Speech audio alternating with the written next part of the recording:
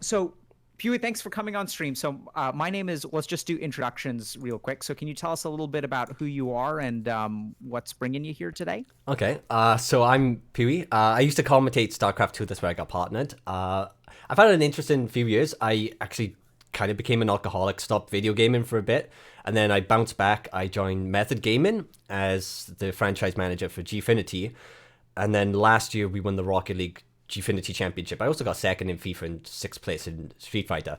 And then in June, I resigned from Method, and I've been about uncertain about what I want to do in future. I'm a big fan of psychiatry and psychology and spirituality, so I wanted to maybe look at mental health professions to an extent, or maybe just content creation about supporting people. But there's a lot of Awesome. avenues.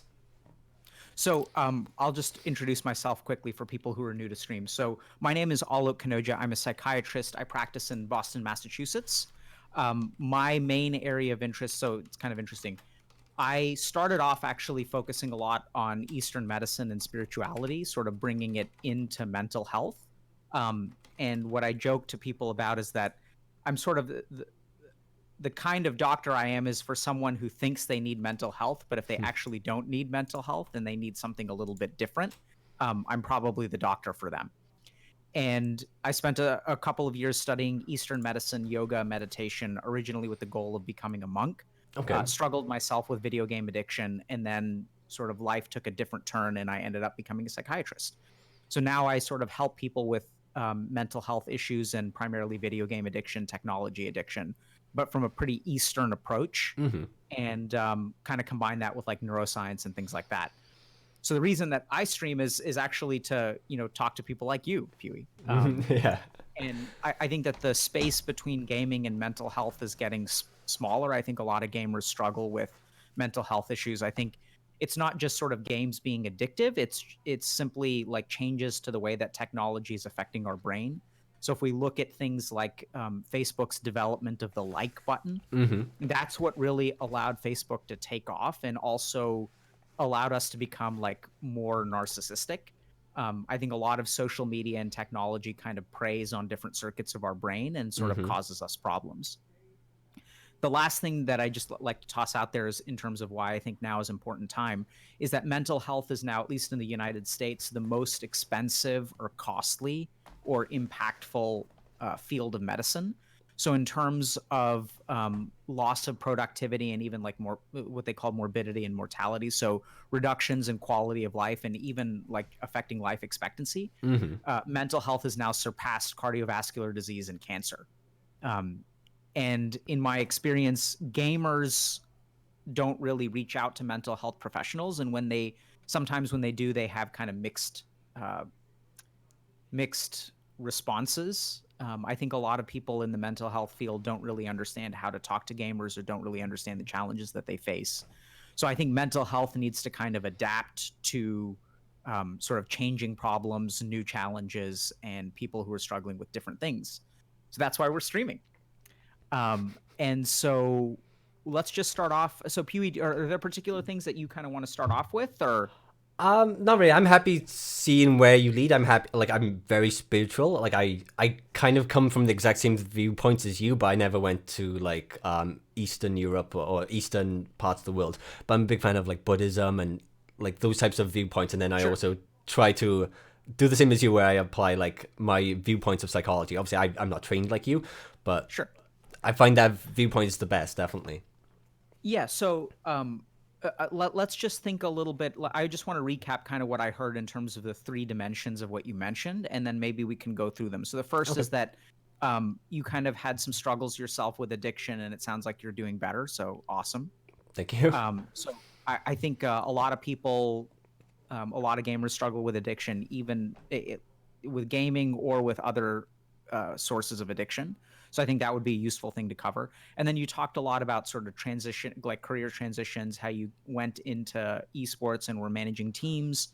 It sounds like you did pretty well there, and now you're thinking about kind of transitioning out. And the third Hmm. element is sort of spirituality. So what do you think about just sort of covering things in that order? That's fine. Yeah, Yeah. So absolutely. can you tell me a little bit about how you got into streaming StarCraft? StarCraft 2. Originally, when StarCraft 2 was in beta phase in early 2009, I just saw it and I thought, wow, like this looks amazing. I was a big fan of Command and Conquer back in the day. Red Alert 2 was amazing. So I just like fell in love with the game. Um, I didn't really have a good PC at the time, so I played on this piece of crap. I got a full-time job, worked as hard as I could, overtime, and got a new PC. And then I pretty much started streaming. I created my account on Twitch on 25th of December 2010, and I think I was streaming Oh, within. wow. Yeah, I'm an early bird. I'm a Justin.tv guy, and then I started streaming like a month after that, and like some people would say I got lucky, but I believe I'm very good at networking and I'm very good at just conversations with people. So when it got into casting it, I just met people at live events, and then I just networked, got further into the scene, and then I started casting like the small UK BYOCs, and then eventually led to there. Okay, cool. And can you? So it sounds like you're saying that a big way that you got into it is not necessarily by being an early adopter, but that you networked a lot. Yeah, Um, I would say it's a bit of both. so when people kind of talk about, I know a lot of people that I've talked to are interested in esports. Would you have any thoughts about how people could get involved with esports? Yeah, depending on what scale like you wanted to go through, I think if you were to say be a commentator, I think you have to love the game. You have to have that passion. You know, if I watch another professional commentate a game, if they're not good at it or they're not knowledgeable or there's someone who just like jumps from game to game to game, they normally don't have that like immersive feeling where they actually know what's happening, predictions are good. So I think you have to live the game itself if you want to commentate, and then you have to just get into the scene. So I was a big fan of like Team Liquid. I posted there all the time. There's Reddit.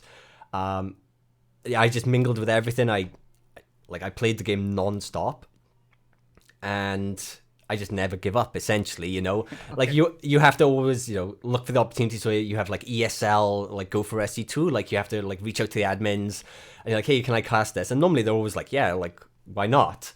And it's just like they let you cast that one, and then you automatically get the next ones, and it's a stepping stone process. That would be for commentating. And then obviously managing is a bit different because I got a bit lucky with my managing job where they just like let me manage it. And I How think did that happen? that was a bit random. I was a big fan of PUBG when PUBG came out. This was December 2018. No, 17, sorry. One of my friends is a big fan of Method Gaming. She's like friends with Jari and Sko. And I was talking to her about PUBG and how I wanted to manage a team. And then Method were recruiting for their PUBG team. They hired someone else for that. And then they messaged me saying, that job's gone, but we can give you this one instead. So that was quite lucky. It was a bit overwhelming because it was 5 different games, which was, it was FIFA, Street Fighter, Rocket League, Battalion 1944, and Rainbow Six Siege, which are none of the games I play. so that was a bit thin, but I bought all the games. I tried to get on with them. Lots of my old players are actually doing really well as well in other teams now. And then, yeah, I just got lucky with the method job, and I don't know if I got lucky with my players, but we managed to win that. So what would you say? What was it like managing 5 different teams? Oof. It was interesting because I feel like if you're gonna manage a team that competes in a game, I feel like you have to have some sense of that game knowledge, right? Because otherwise, I feel like you naturally don't get a level of respect. Because if I'm like, hey, like, do this and that, and people are like, well, you don't even play the game. Like, what do you know? So there was always that maybe a bit of anxiety, worry that came from it. But psychologically speaking, I would just humanize with the players and get to know them, and just go from there. Essentially, just like humanize with them, and just encourage them to be better. That's where I specialized. But let me ask you this. I mean, did people ever say that to you that you don't play the game? So what do you know? No, no, I So never. where do you get the idea that that's an issue? Probably because that's what I would have been like when I was younger. And it's to me, it's just a level of self-respect. Where I feel like, Self-respect. Yeah, like I feel So like. not external respect. What do you mean? Sorry.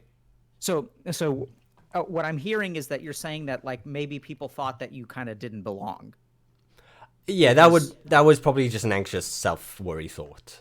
yeah. So what I'm hearing is that maybe it didn't come from them; it came from you. Yeah, I would agree with that. I Yeah. d- and I don't So know it if. sounds like Yeah, carry on. Sorry. yeah. Go ahead. I was gonna say I don't know if that actually mattered, but yeah, that's something that I know. I was like StarCraft. I was quite an elitist at StarCraft 2, so it's probably something that's carried over from my own competitive nature. Yeah. I mean, I think that makes sense. So in my work, I work and advise a lot of people who uh, are very skilled at their jobs, but I don't really know. I mean, like when I work with an investment banker, even though I'm helping them kind of work through things, and I'm not like a GM, but I've come to appreciate that I think a lot of the skills are the same. That you actually don't need technical knowledge. Maybe if you're a coach, that's different because then Yeah. you're making like in-game strategic knowledge. I mean, in-game strategic decisions. But generally speaking, I think if you're a manager, of course, it helps to understand the game. But in my experience, the most successful skills for a manager won't necessarily be game knowledge, That's true. right? It's like actually managing things like egos and expectations and setting schedules and things like that, Yeah. managing partnerships. So, uh, I mean, can you help me understand a little bit about how you decided to leave? Um, I won't go that much into it because I'm just gonna essentially be slamming the team. But I did really not appreciate, or I didn't feel like it was appreciated, and I didn't enjoy the thing. I felt like I was quite isolated on the team, and I just there was also the Gfinity franchise stopped its franchise, so instead of having all the teams, I just got dropped to a Rocket League team, and yeah, I just feel like I wasn't appreciated, and I wanted to see what else was a possibility. Okay. Yeah, I'm sorry. I didn't mean to put you in a That's okay. situation where you were, bashing other people. It's Yeah, just I didn't know that it yeah, sounds it's like okay. it sort of didn't end on great terms or you felt underappreciated. But there are all kinds of reasons that people make career transitions. Um, so I am a little bit curious. Maybe if it's okay, we can talk a little bit more about that later. Not in terms of your dynamics with the team or anything like that, but just how um, I am curious a little bit about how your personal feelings of worth and value related to your decision to make a change, because I think that's something that's very relevant to our audience. Okay. I think a lot of people, are interested in making changes in their life, and a lot of people don't really understand how to do that, and a lot of people feel stuck. So I can imagine that there are a lot of reasons why, it would have been good for you to stay. Like, the simplest is that it sounds like you had a job and maybe now you don't, Yeah. which can be a very scary transition for people to make. So if you're comfortable from just a purely personal perspective, Yeah. like, sharing a little bit about your personal journey, I think that would be helpful. Yeah, I literally will answer any question you throw at me. I'm really quite comfortable. So what was the question? Like, did I feel underappreciated, or what caused the? Yeah, so help me understand. So you went into the GM position. It sounds like you were managing a lot of different teams. Did you enjoy that or find it stressful or a little bit of both? A little bit of both. I genuinely, whenever I meet someone, I get quite happy. I love meeting people. I'm a very, very people-oriented person, so I loved meeting all of them. I didn't really understand the games, and sometimes, sometimes they just threw stuff on me. One of the games, like Battalion 1944, I don't think is that good of a game or that competitive, and it's not that popular. So, some of them they'll be like, oh, this is gonna take off. It's gonna be amazing. It's like sometimes you have to stabilize their things, their emotions without like just shooting them down. It was a bit overwhelming though, because it was 5 games at once, and I've never managed anyone in my life before. So to go from like 0 to 100 is Yeah. quite intense. And I was also still struggling with alcoholism at that time, so that didn't help. But I Yeah. managed. Can you Yeah, tell us a little bit about the alcoholism? yeah. In what sense? From when it started, or what? Sure. Yeah, I have borderline photographic memory. It started pretty much in September 2015 as a result of an abusive I'm sorry. relationship. Sorry. Did you say borderline photographic memory? Yeah, I know that's What not does really that mean? thin. It means I have a really, really fantastic memory, but it's somewhat impaired because of substance abuse. But it's Oh, I see. still Okay. fantastic. But yeah, I started drinking in September 2015 as a result of, I guess you could say, an abusive relationship where she was a great person, but she had her own issues and she was quite manipulative and cold. So like she became very abusive, and essentially that like shot my self confidence. And also, do you know, like I knew that she was lying about something, and as she was getting colder, I was like, why is this happening to an extent? And instead of like sitting down and meditating on why like my subconscious or my intuition was going crazy, I started to drink to suppress it. And obviously that's not a good answer. So I was all, Well, yeah, sorry. why isn't it a good answer? Because you don't like, you're suppressing the problem instead of finding out why it exists, right? If you obviously that, like, I would say that triggered something in my own psychology that was there from trauma in the past. I wouldn't just blame this person, but obviously I, instead of dealing with that in a healthy manner, I resulted in drinking. Yeah. So, what do you think gets in the way of people dealing with things in a healthy manner? A coping mechanism. So I would say like for me, I didn't really know. Maybe like I wasn't that aware. I think a lot of it is. I guess this is going a bit to Eastern thing. Is it's a Buddhist thing where like a lot of people don't realize that they're living like with their eyes closed until some sort of big suffering happens, right? And then you don't realize that you've been living like a lie until something happens that forces you to realize it. And sometimes, in my case, I, instead of realizing it, I drunk. Um, Mm. like people are very different, but I would say it's a very hard thing to answer, right? Because some people will just blame other people. People will blame other things. I think a lot of people don't want to blame themselves and realize that there's something wrong within themselves and self-reflect on that, and instead will look at outer coping mechanisms, which is like substance abuse and what other addictions. So I'm a little bit confused, Pewy, because it sounds like you were in an abusive relationship, Mm-hmm. and that there was a part of you that was telling you that something is wrong. Mm-hmm. And now you're talking about, the problem that a lot of people have is that they don't accept responsibility for their actions. Mm-hmm. But in this situation, it sounds like, it sounds kind of weird. It doesn't sound like you were at fault. Oh, I was, well, I would argue I was at fault for letting it happen. Letting what happen? Staying in that relationship. Okay. So I try not to really blame other people, but it was like, I let them be abusive, I let them be aggressive. Like they used the word retard quite a lot, and essentially what happened was they cheated on me, I guess. And then they lied about it for a few months, and they just became colder. I like, to an extent I would blame myself because I had low self-esteem issues and low self-confidence that kept me in a relationship when if I had improved myself, I probably would have moved on and not suffered that trauma. So I blame myself there. Obviously, Okay. it's a two-way road. If they didn't do anything negative, nothing would have happened. But it's just how I view it. I always just look to improve myself. Okay. So let me ask you this. You said that you had some self-confidence issues and that Hmm. sort of made you vulnerable to an abusive relationship. Is that a good way to put it? Yes, I'd say that. And then it sounds like the abusive relationship made you vulnerable to alcohol. Yes. So can you tell me a little bit about why you felt like you had self-confidence issues? I can. I have no problem saying it. Physically, I don't think I'm like that physically attractive. I know intellectually I'm fine. And I'm quite slim because I'm quite picky with eating and I don't really enjoy that. But I have suffered a decent amount of trauma, I guess, from my family. Where sometimes I didn't feel like I was an awful person, but sometimes you strive a lot for love, right? And it's like I need someone else's love because I can't love myself. And I would say maybe it was part of that. I didn't have the ability to self love or create self love for myself. And then you look at other people to get it from them. So I guess it was maybe an aspect of that. Okay.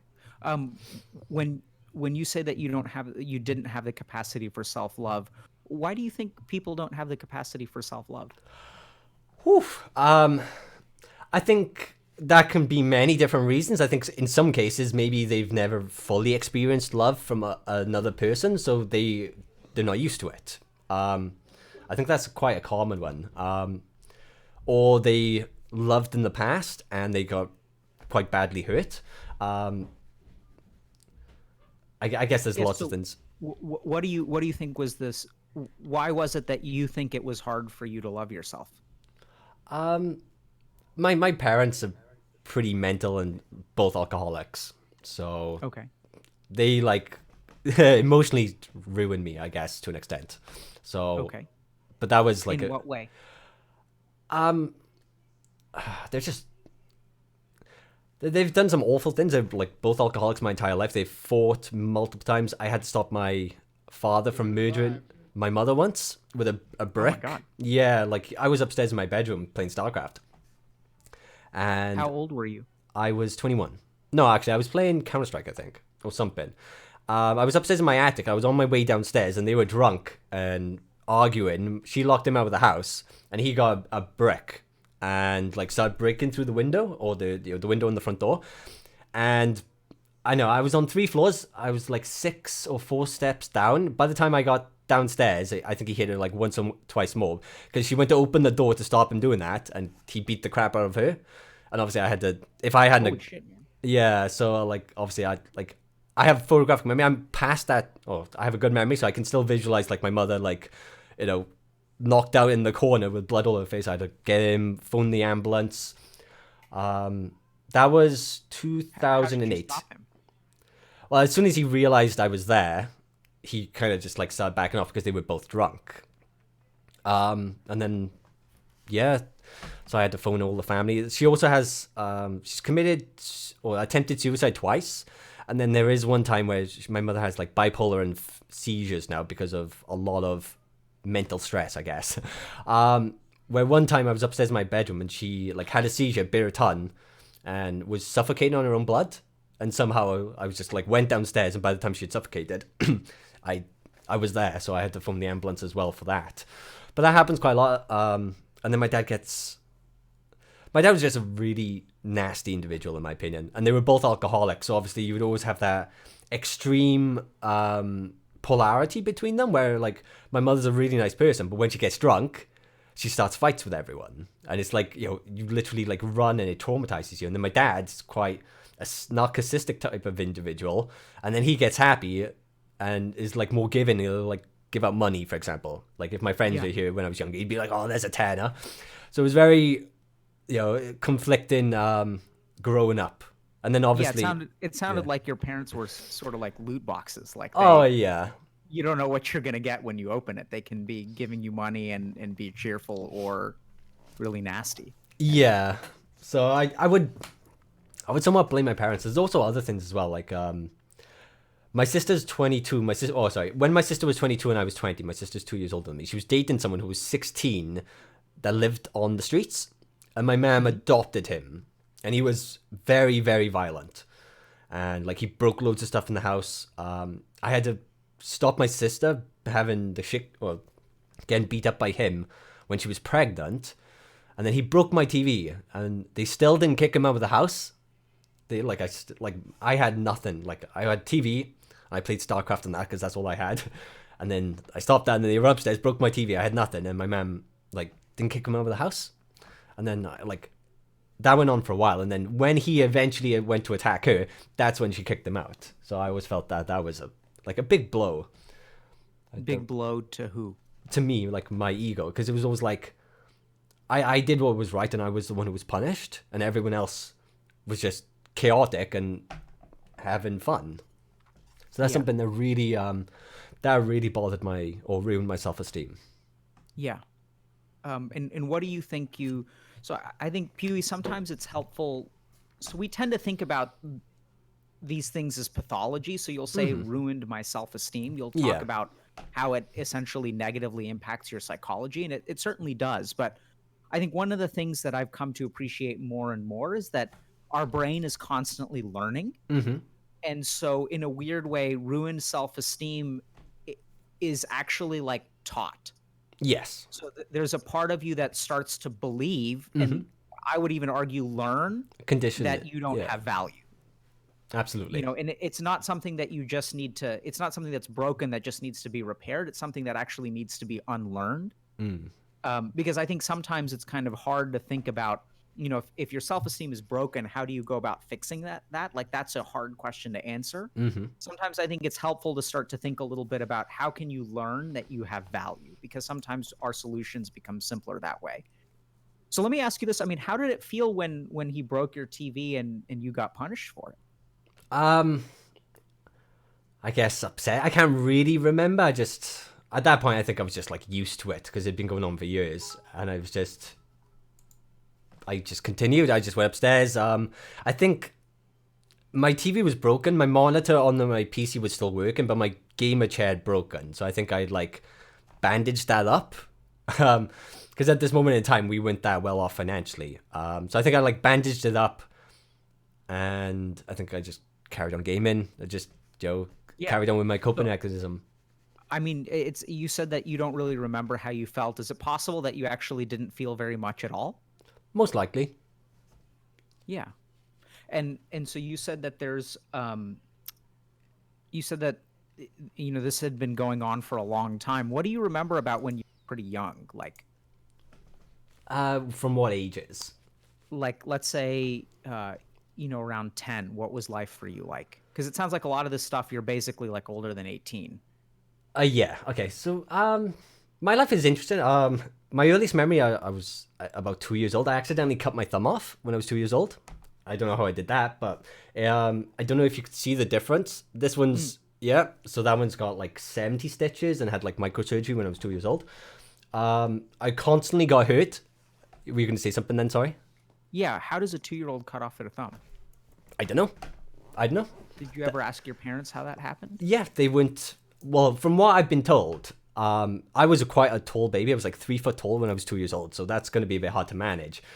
But from what we understand is I was giving my dog water in a glass dish, and I dropped the dish, and it shattered and just eviscerated my thumb. And apparently my sister saved me. So my sister like wrapped me up in a bandage or a towel, and then she went and woke up my parents. How a 2-year-old is able to do that, I have no idea. But Pew, have you ever broken glass before? not for a while. It's not that Yeah. easy.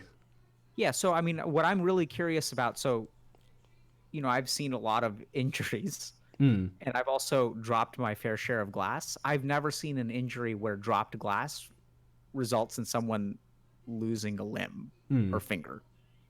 So Yeah. that sounds like a really bizarre and almost bullshit story to me. Yeah, because I have no other cuts on my hands. I might have like a tiny scar, but the scar, it goes there, down there, and then this was like dangling off. How long have your parents been drinking? I think when I was about 5, I think my mom started drinking when I was 5, because apparently I was a hyperactive child. Apparently I was also put on like mild sleeping tablets when I was like 3 years old, so that's great.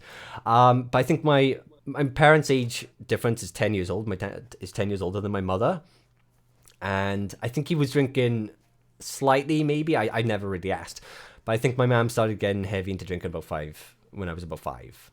Okay, what makes you think it was about 5? I think that's what she said when I Okay. asked. It's been a while since I asked. I'm gonna toss something out there. I think when a 2-year-old comes into the emergency room with a severed thumb, there's a decent chance that substance use is pretty active and prominent within the parents, right? So I would be very surprised if your mom started drinking when you were 5 years old. I wouldn't be Yeah. surprised at all if actually your parents were kind of grossly negligent when you were 2 and or drunk. Yeah. I don't really know. I have no way of knowing, but it just sounds like a weird story to me. Yeah, it literally doesn't make sense. But yeah, like it's fine now. My thumb works fine. But yeah, 2 years old. I'm I happy like to hear that your thumb works fine. yeah, like it's a really weird thing. So, but yeah, that's what happened to me. I mean, it looks like it's your left hand. So without a thumb, how are you going to hit spacebar? It's going to like really impact your ability to play games. Yeah, absolutely. Thumbs are very important for spacebar. Is that what you Definitely. usually use it for when you're gaming? Absolutely, yeah. If FPS games got jump. I did used to have on StarCraft 2, it's like your last notification, isn't it? So there's that one as well. Yeah, so that's good to have. So I mean, it sounds like you grew up pretty kind of used to the way that your parents were. Do you remember? I mean, what's your relationship with them like now? A lot better. Because I've realized, like obviously I was drinking, and then I've come to terms with my identity of who I am. I've like educated myself some, and I've And who realized, are you? well, I'm Robert. Like I could give you a long story about who I am, but essentially I realized, like, obviously I am who I am because I'm shaped by them, and I can't always let that have a complete, I can't be like I'm a worthless piece of crap human being because my parents are worthless. I still have the opportunity to become better. And I guess to an extent I've leveled more with my parents.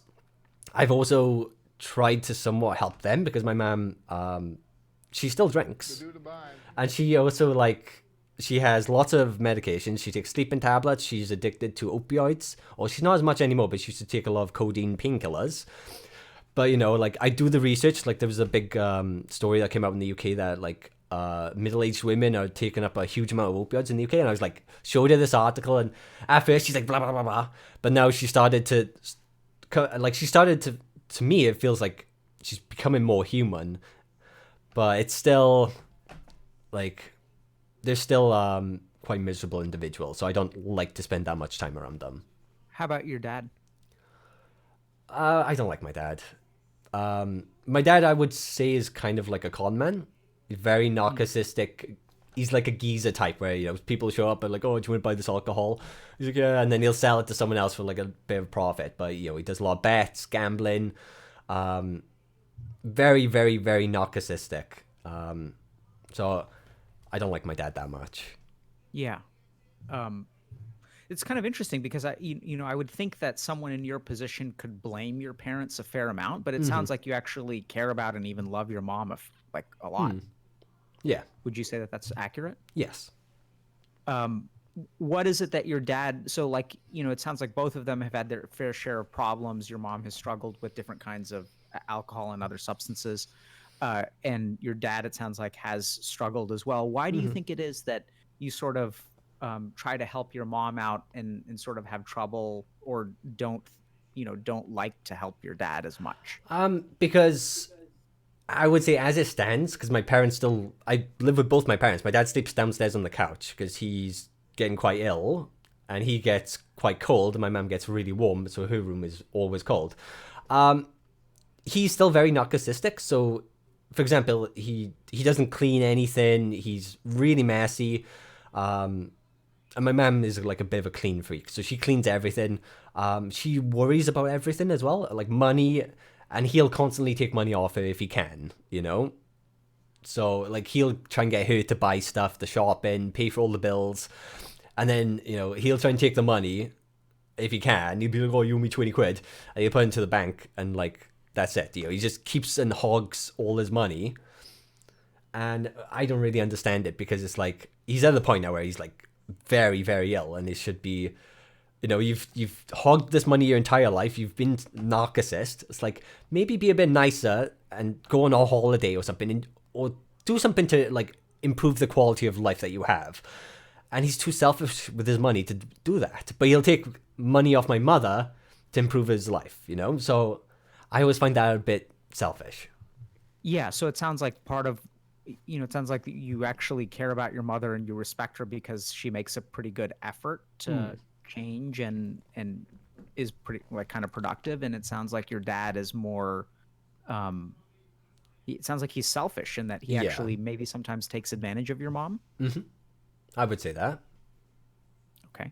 I mean, I've seen him attack her a few times, and obviously, like, he nearly killed her. So I haven't really let go of that.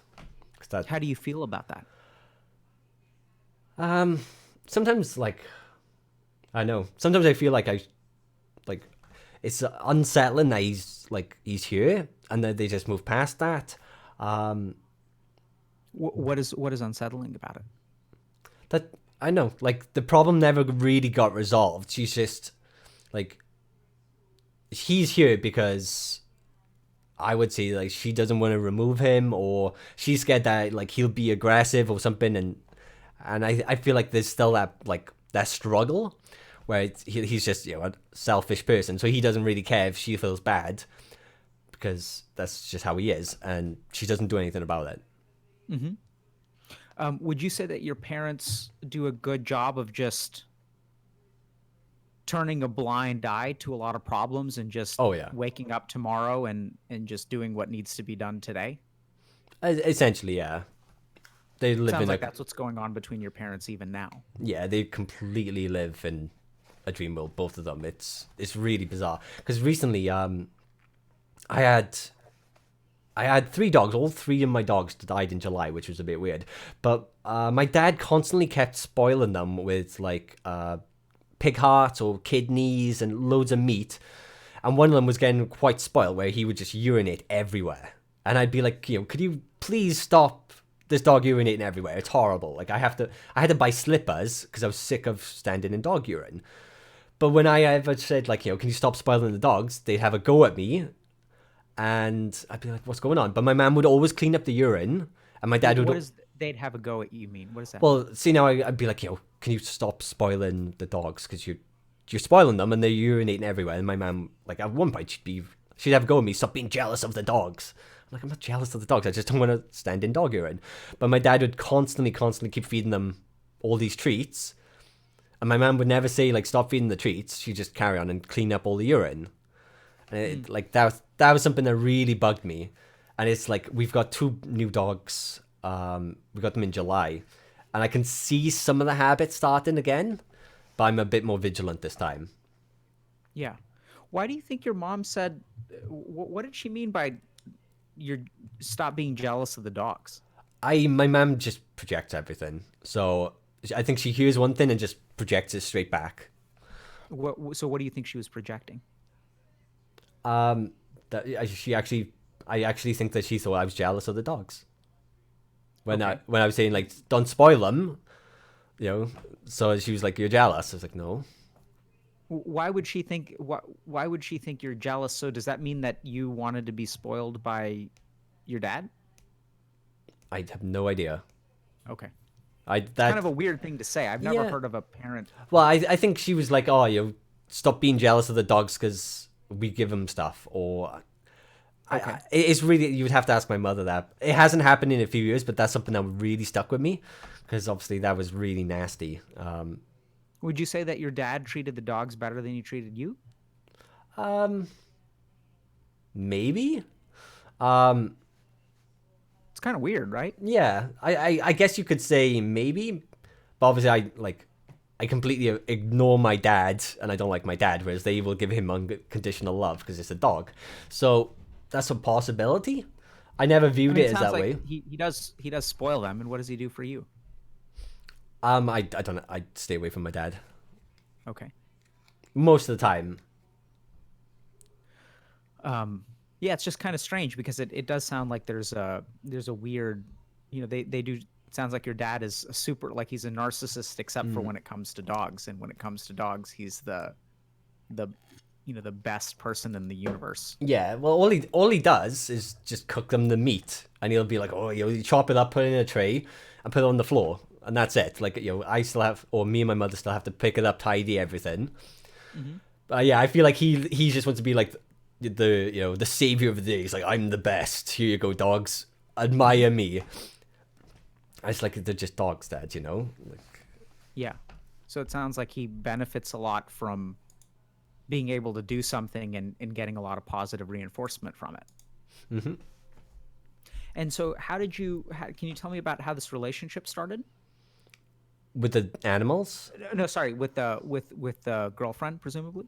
well, with the abusive relationship I had. Yeah. Okay, that was through Twitch. Okay. And how does that even work? How does a relationship Oh, start through Twitch? when your like life is pretty much Twitch, because like a lot of people be like, "Oh, you can't date on Twitch," but A it's Twitch romance. yeah, but like I know loads of people, it's quite common. But you obviously, if you go to loads and loads of events, and you like Twitch is at the point where it's a bit of a lifestyle. It's not just a website, in my opinion, because obviously, I commentated for years. I went to all the events. I have a lot of friends. And then you just, It sounds like it's a whole world. yeah, Twitch goes really deep. It gets really weird as well, of course. I can give you a really funny or crazy story later on about how weird Twitch gets, but Let's do it now. oh no, related to spirituality. Okay, sure. It's it's a really, oof. Okay. But no, like, do you know when you always have that thing with attraction where sometimes like you're always kind of like doing your own thing and then you meet someone and then you start having a conversation and then you're like, oh, like we actually get on really, really well, and it's just like you just constantly want to keep chatting. It was just like that on Twitch essentially. I mean, I So you met, felt like yeah, you connected with someone. yes. Yeah, because you start playing And off then games and you have voice comms, and then it's like you talk when you're not gaming, and it's just it goes like that stage, like, and then you voice video call each other or something on Skype. yeah. And so it sounds like you guys got pretty heavily involved pretty quickly. Became a big Yes. part of each other's lives. Mm-hmm. How did that feel? Um, Good, I guess. And had you had a relationship before this?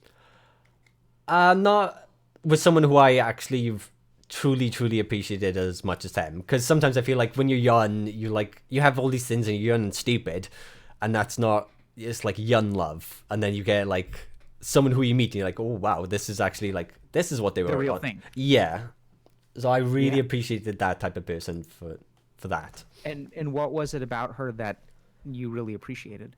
uh I would say the humanizing factor that they had. They were very empathetic, they're very understanding. um they like seemed to understand me.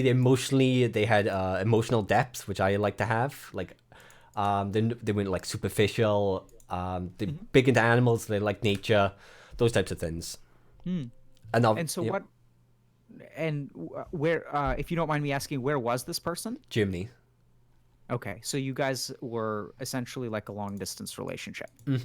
Yeah. And when did things start to turn south? Um, it's hard to say. They the incident where they lied happened like 6 weeks after. I would say it was about three The months incident with what? when they're like, we were like, because of when it's over the internet, you don't really have like a relationship. It was more like open, we'll see what happens, because when you're in different Sure. countries. But they were quite open sexually, and they went and had like an open sex relationship with someone, but lied about it completely, which I didn't care about the relationship. They what completely? Sorry. So they had an They, open sexual relationship with someone else. and they lied about it completely? Yes. Okay. Which I don't care about the relationship, I care about the lie, because that's a trust thing. But obviously then, to hide that they obviously knew that they were lying, and I guess that they slowly started to like remove their emotions, become colder and more detached, because then it's like distracting from the lie, I guess. And then that went on for like 2 months, and I'd say about a month or so before we ended is when it got really bad, because they told me, but we had already booked for them to come to the UK to meet. So then it And with had you met her before? non-person. Okay. And so what about this? I think I'm having a little bit of trouble understanding. What about this would you say is abusive? Well, when like when after the incident where she said that nothing happened, because like I was like, that's a bit strange, but she just became like really cold, like kept calling me a retard all the time. Huh.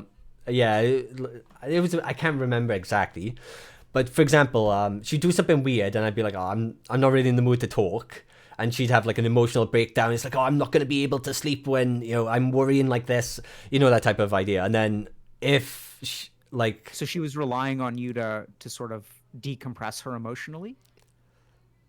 to an extent maybe, but this was Okay. like, so like we had a disagreement, I can't remember of what, and then like that day I was like, I don't want to talk today. And then she was like, oh, I'm too worried to be able to function. But then when she didn't want to talk. I was like, oh, can we talk about it? She's like, no, leave me alone, retard, or something. Like, but she'd have like no problems making like someone worry. When vice versa, she like would to an extent play the victim card. She's like, oh, you gotta tell me, like I'm this is upsetting. But no, she kept calling me retard all the time, just all the time, and I don't really think I'm relatively stupid. So yeah, I couldn't really figure that out. And then I realized that obviously she was trying to, instead of me digging into, like, instead of figuring out, like, something was wrong, because she'd say something and then do something else. And she'd be like, oh, you just, it's in your head, retard.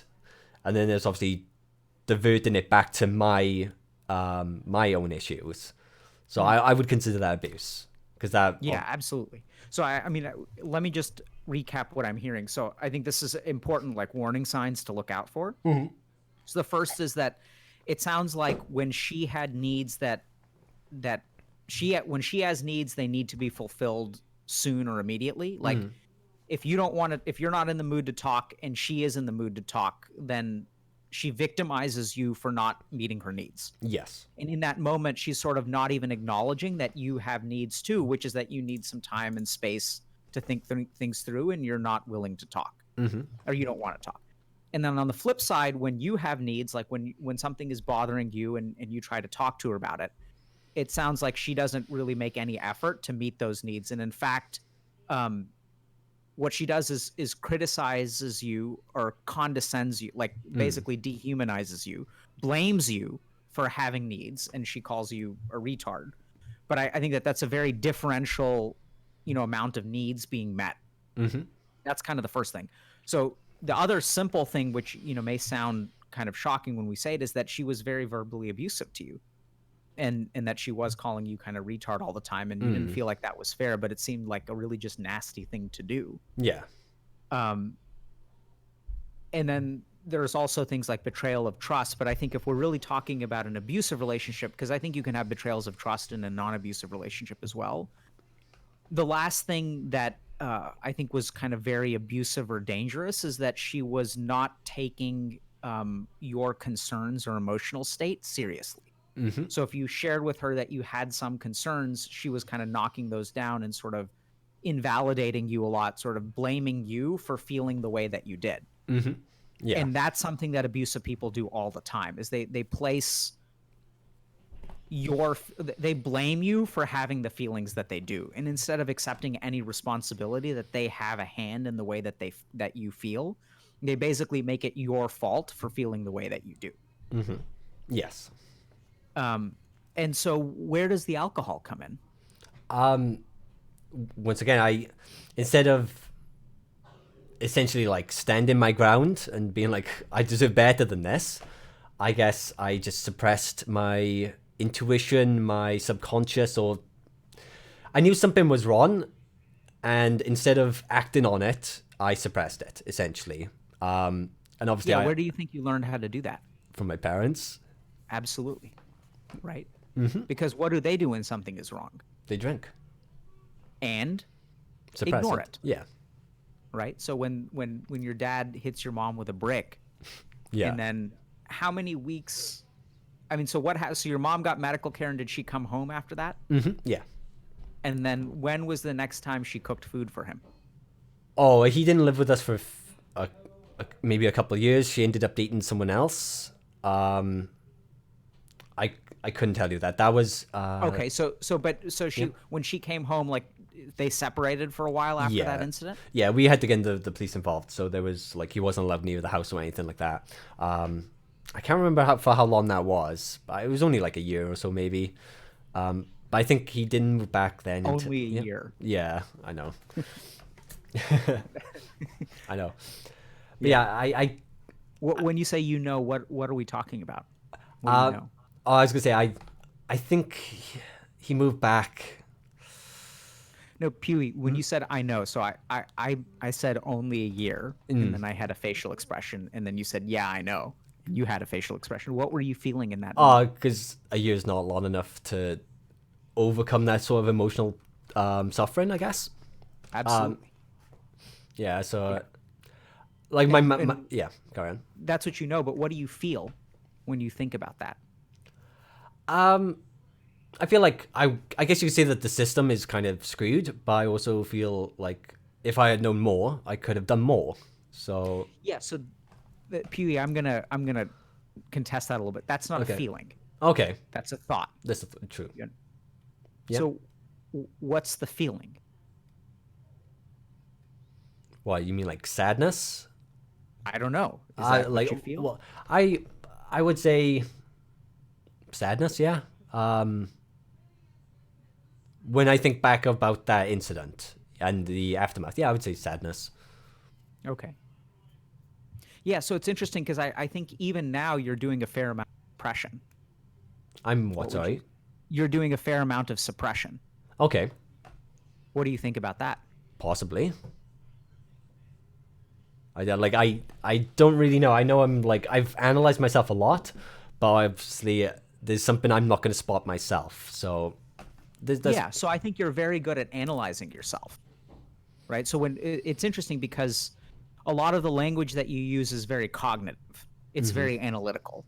You're sort of using your mind to think through things. The other thing that I don't know if I'm not really looking at Twitch chat, or I don't know if you are, but the gravity of what you're talking about is immense. You're okay. talking about just horrible situations.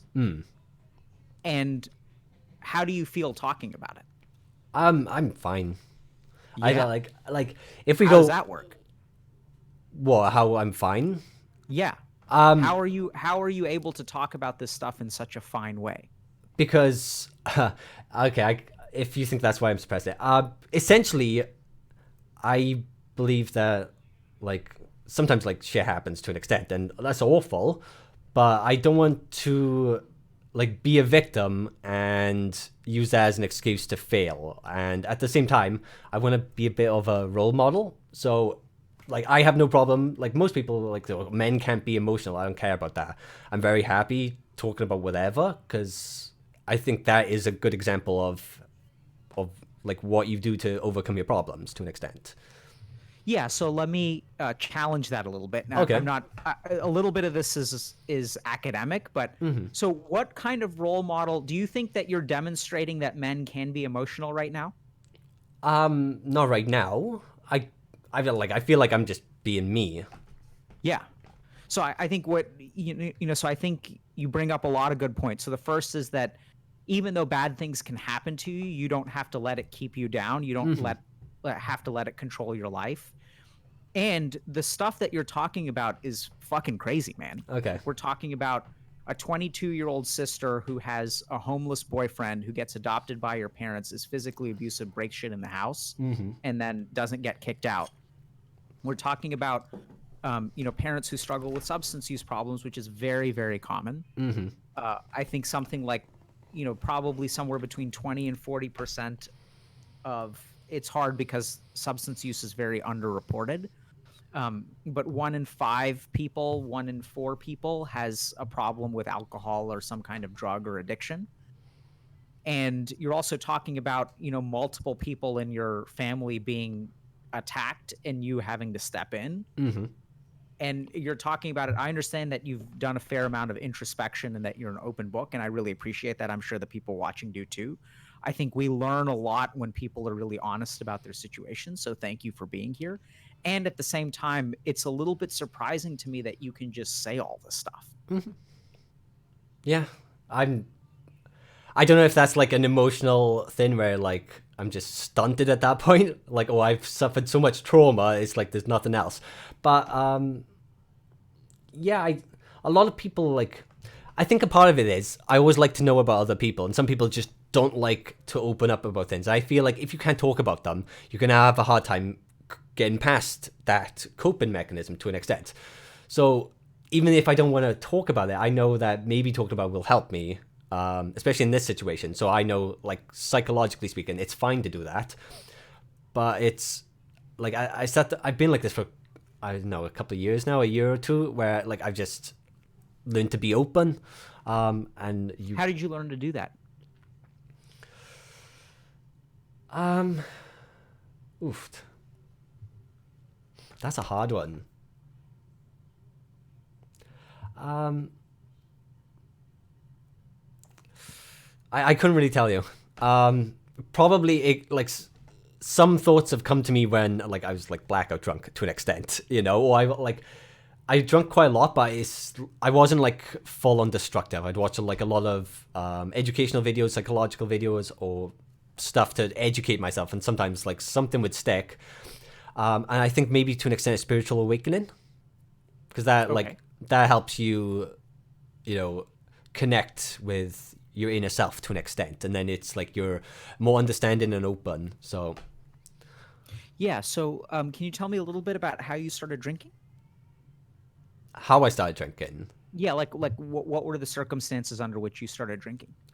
Uh, I believe, because it is hard to directly recall that memory. Um, I was talking to the girl, and I think I was just like, I can't take this anymore, or this is annoying me. And obviously, I did what I know, which is grab some alcohol. And like, I didn't start on the heavy stuff back then. It was like Disaronno, which is still like 28%, but when you like mix it, it's not that strong. But then as it went on, it like went onto vodka. Okay. And it sounded like what you were feeling at that point was annoyance. To an extent, yes. Yeah. Or What like, else were you feeling? I think it was confusion, maybe. Um, I'm the type of person where, like, I guess I don't really give up that easily. So if I want an answer, like, I'll like non-stop dig until I have that answer. And I guess they had that answer, and I believed them, which was everything was fine. It's my fault, and I guess maybe I just suppressed that.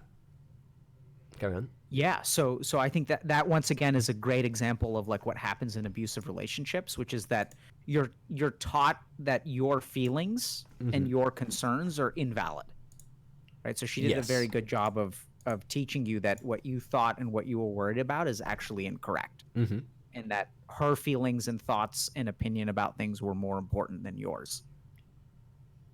So the other interesting thing is that, it sounds like what you're saying is that you start drinking out of annoyance. I guess you could say that. Yeah. I like Yeah. I don't really how to word it, but like there was just a nagging feeling in the back of my head, and I just didn't know how to stop that. Obviously, that was because something was wrong, and it was trying to point it out to me intuition wise, and yeah, I wanted to kill that bug. That Yeah, absolutely. So I don't think that was. I think what was annoying was the way that that bug was impacting you, right? Because it's like this little thing that's like it's like a warning light, yeah, and the warning light is going off, and then you have tried to fix the problem for the warning light, but there's probably some amount of you don't want the warning light to be correct actually. So when your body and your mind are telling you something, you actually want them to be wrong. And then what you do is you figure out a way to turn off the warning light, which is alcohol.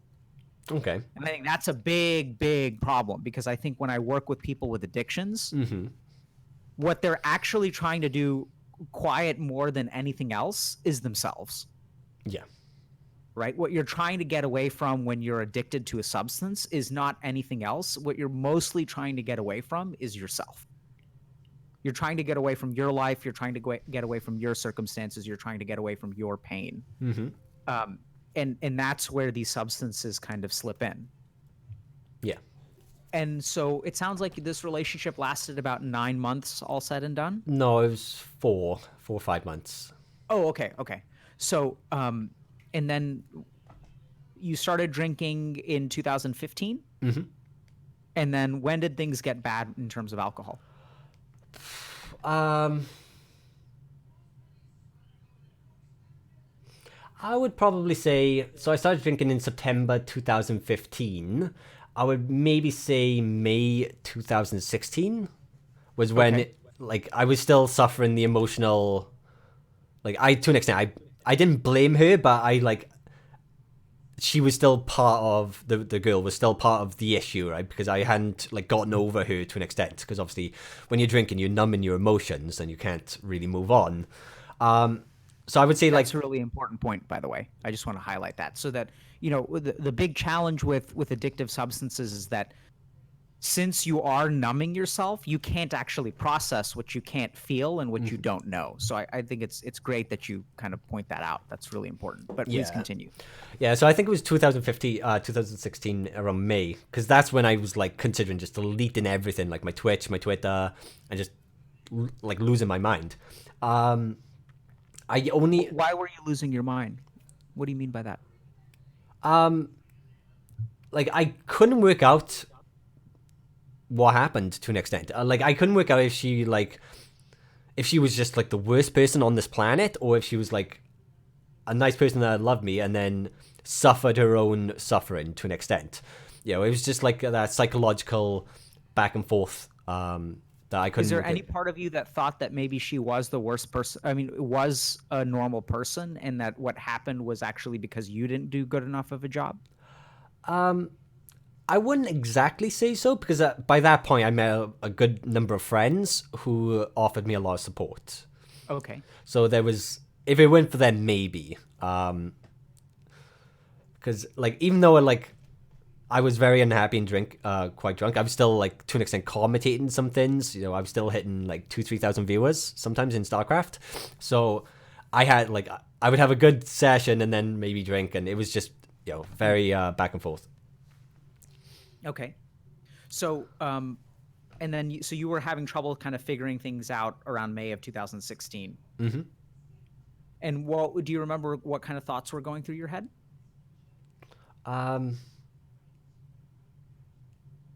I think it was just like, why would she do this or something?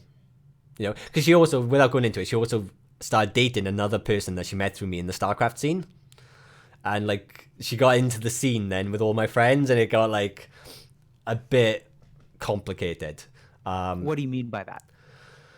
Well, she was also a LAN event that I went to, and obviously, So Pewee, I just want to point something out. So I'm asking you once again a lot of questions about things that sound pretty fucking bad, man. okay. So like let's just recap what the situation is. Okay? So you're dating this girl for a while. She turns out to be abusive, calls you a retard all the time, cheats on you, and you kind of break up with her, you start drinking, and then she starts dating someone else in the scene.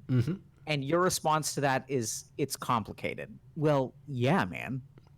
But I'm not detecting any amount of anger. I'm not detecting any amount of shame. I'm detecting none of this stuff from you. There is probably a good reason for that. And what's that reason? Well, that would be the very wacky story with spirituality and Twitch. Okay, Do you want to hear it? sure. Are you sure? Okay. This is completely insane. I've actually had people call me like literally batshit insane because of this. This is where I came. Do you know what I said to you the other day? I believe that our subconscious is trying to communicate with us in the way that we see or view God to an extent. Right. People in my chat are laughing because they know what's about to happen. But in early 2016, I was a friend with a couple of communities on Twitch and Twitch streamers. Lots of them are partnered now, and within that community, there was pretty much an obvious catfish, like an obvious catfish, because they couldn't use their voice, and they never like played games with us, but they were always in the stream, and they were pretending to be like an incredibly attractive female. So we was like, How does one pretend to be an incredibly attractive female? oh, well, they had a Twitter and posted loads of photos of themselves. Okay. And we didn't think it was them because they also posted loads of photos of their friends, but like it was loads of friends, and I just knew something was off, right? I just knew. But they were a very kind person, and they offered me a lot of support because I spoke to them with a bit, but I knew something was off. I just knew it. So eventually, over a few months, I Google searched all their photos on Twitter, and I found that they were essentially stealing photos from an alternative model on Instagram who also claimed that they were psychic, right? And I wasn't gonna expose the catfish because, like, they weren't hurting anyone, but then they were taking photos of that person's sister and her daughter. I was like, that's a bit wrong, like stealing photos of a kid and saying, like, that's my niece. I think that was a bit thin. So I contacted that person on Instagram. I said, hey, like, is this person stealing your photos? Because they were like posting artwork and stuff, and they were like, yeah.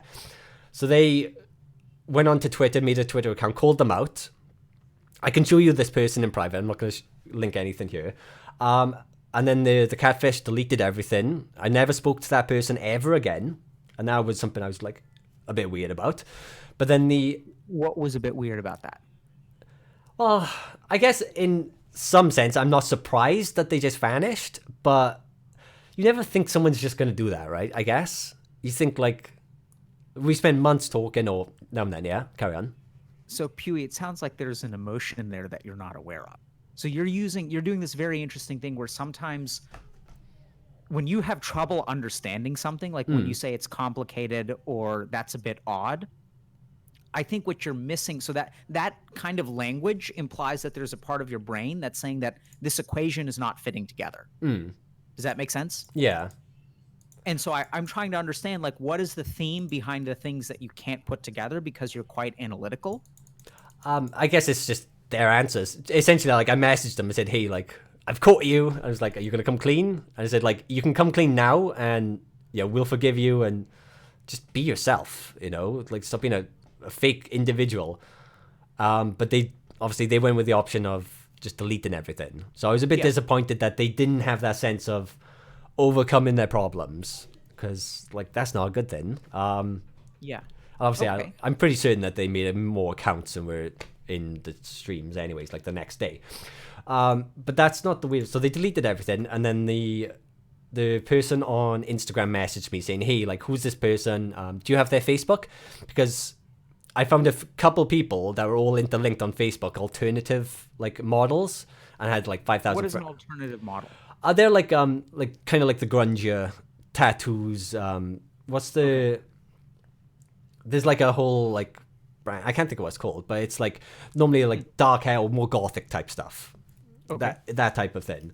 And they messaged me, and I was like, oh, don't really worry about this person. Like, you can maybe find their Facebook. Suicide Girls, that's the one someone just said in chat. And I was like, yeah, don't really worry. I think they were trying to just like use your stuff to impress us. I was like, don't really worry. And I was talking to this person. I was like, why are you so like casual about someone catfishing your photos? And they were like, oh, like I've had a lot of near-death experiences, which obviously like shapes a lot of people. And then obviously this is the psychic thing that they said. They said that they could talk with the dead. And I was like, okay, like how do you do that? Because I don't believe you can talk with the dead, but I'm not afraid to whatever.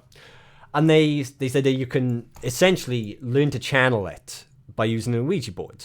And I don't really believe that. So I was pretty drunk. I got a Ouija board and I tried it to channel my spirit guides. And it took me like 3 years to figure out what the fuck happened. Because something that wasn't me felt like it was coming through. But it was just, what it was is actually just my subconscious that I've suppressed for years. And that's like, it took me 3 years, right? Have you played that game? It's called Senua, with the girl who's got like psychosis. All right. So I might have psychosis and schizophrenia to an extent, because I hear voices, but I realize those voices are all me, and that they're fractured, and in a sense, they're not conditioned for self-respect and self-love. So obviously, it took me a long time to realize that and practice a lot of self-love, self-respect, educating them, because obviously I don't believe in like talking with the dead. I don't believe in the devil, God, or any of those things. I just believe in my subconscious, and I kind of like, I don't know if I have psychosis and that fixed it, or that gave me psychosis and something, but that led me to What happened when you used the Ouija board? Something took over my arm and said something. And what did it say? Well, I can't remember all of it because I was drunk, but I remember the last thing it said, because I always like to say goodnight to people if you finish a conversation. It's like, I say goodnight because it's like, okay, I'm gonna go do other stuff, goodnight. But I remember it said goodnight. And it, like, obviously I don't believe in demon, like I don't believe in any of that weird stuff, so I'd never believed in that, but I felt that. And You felt what? like my subconscious taken over to an extent. You felt an external presence taking over. Yeah. And But- you conclude that it's your subconscious. Yes. Did it feel like your subconscious? Not then, because I think I was so fractured and depressed and, obviously off my face on drugs or alcohol, that I didn't have the like analytical awareness to break that down. But I realized that's what schizophrenia is and psychosis, right? Like I was watching a game with Doc. What do you mean? That's what schizophrenia and psychosis is. Help It's me understand what you mean. I, That is like the voices in your head, right? okay. That's psychosis. Like it's just your subconscious, right? And it's like fractured and turns against you because like you hate yourself. So so it sounds like you have very judgmental thoughts. Tunic, I'm very self-critical. Yes. You're very self-critical. Does that still go on? Yeah. And how long have you been having those thoughts? I mean, they're not like negative. It's just like I need to be better. I need to improve. I want to do more. Or like, how could I be better? It's not self-critical as in like I perfectionistic. To an extent, yeah. It's not. So you said that those thoughts were not conditioned for self-love or self-respect. Yes, back then. So do they ever call you bad things? Like, do they ever call you a retard? No. No, So my thoughts are like 100% like incredibly supportive. Because to an extent, I just conditioned them, right? So before you conditioned them, what kind of stuff would they say? It's hard to say because I don't know if I was fully aware, if I like completely suppressed it with the alcohol. But it's just those, when people say like my mind hates me and there's like a voice that says like you're worthless or what's the point of even trying, you're going to fail. Like I always thought. Did you have those kinds of thoughts? To an extent. Or it's like, yeah, what's the point of even trying? You're going to screw it up anyways. To an extent, I had those. I can't remember how much I had them. Because obviously when you're drinking a lot, you just don't remember. But yeah, that happened in September 2016. And so Pewee, let me ask you a question. Yeah. So you're saying that you got drunk and you had a Ouija board, and that was the beginning of you played with a Ouija board, and that was the beginning of your spiritual awakening. Mm-hmm. And so what happened after that? Well, like, what did you think happened, and what did you do after? Well, I thought I was full on delusional. I'll tell you that much. But at this moment in time, like I was already quite badly drinking. Like, so I was a bit wild, anyways, or back and forth, or I can't think of the word, or disconnected from my identity. But the thing is, I've always been a hyper, like, even though that was my spiritual awakening, I've always been hyper spiritual in terms of, I've always believed in the soul. I also went to a Catholic school. I went to a strict Catholic school until I was 16. So, like, I was raised very heavily on, the Bible and evolution doesn't exist and all of this. But I've always been obsessed with these types of ideas anyways. So I kind of just let them sit there and manifest. And then as time's gone on, I've looked into more religious preachings to an extent, or scriptures. And I've just built up a definition of my life, or the meaning of my own life from that. Okay, so it started there, but then you studied like very extensively after that. Yeah. So Pewee, So if somebody else is in your situation, like let's say that they're kind of, they're struggling in life, they have negative like self thoughts, and we can talk a little bit about psychosis, schizophrenia, and what those are, and what happened to you. I mean, how do you think other people, like if other people are in your situation, how do we help them?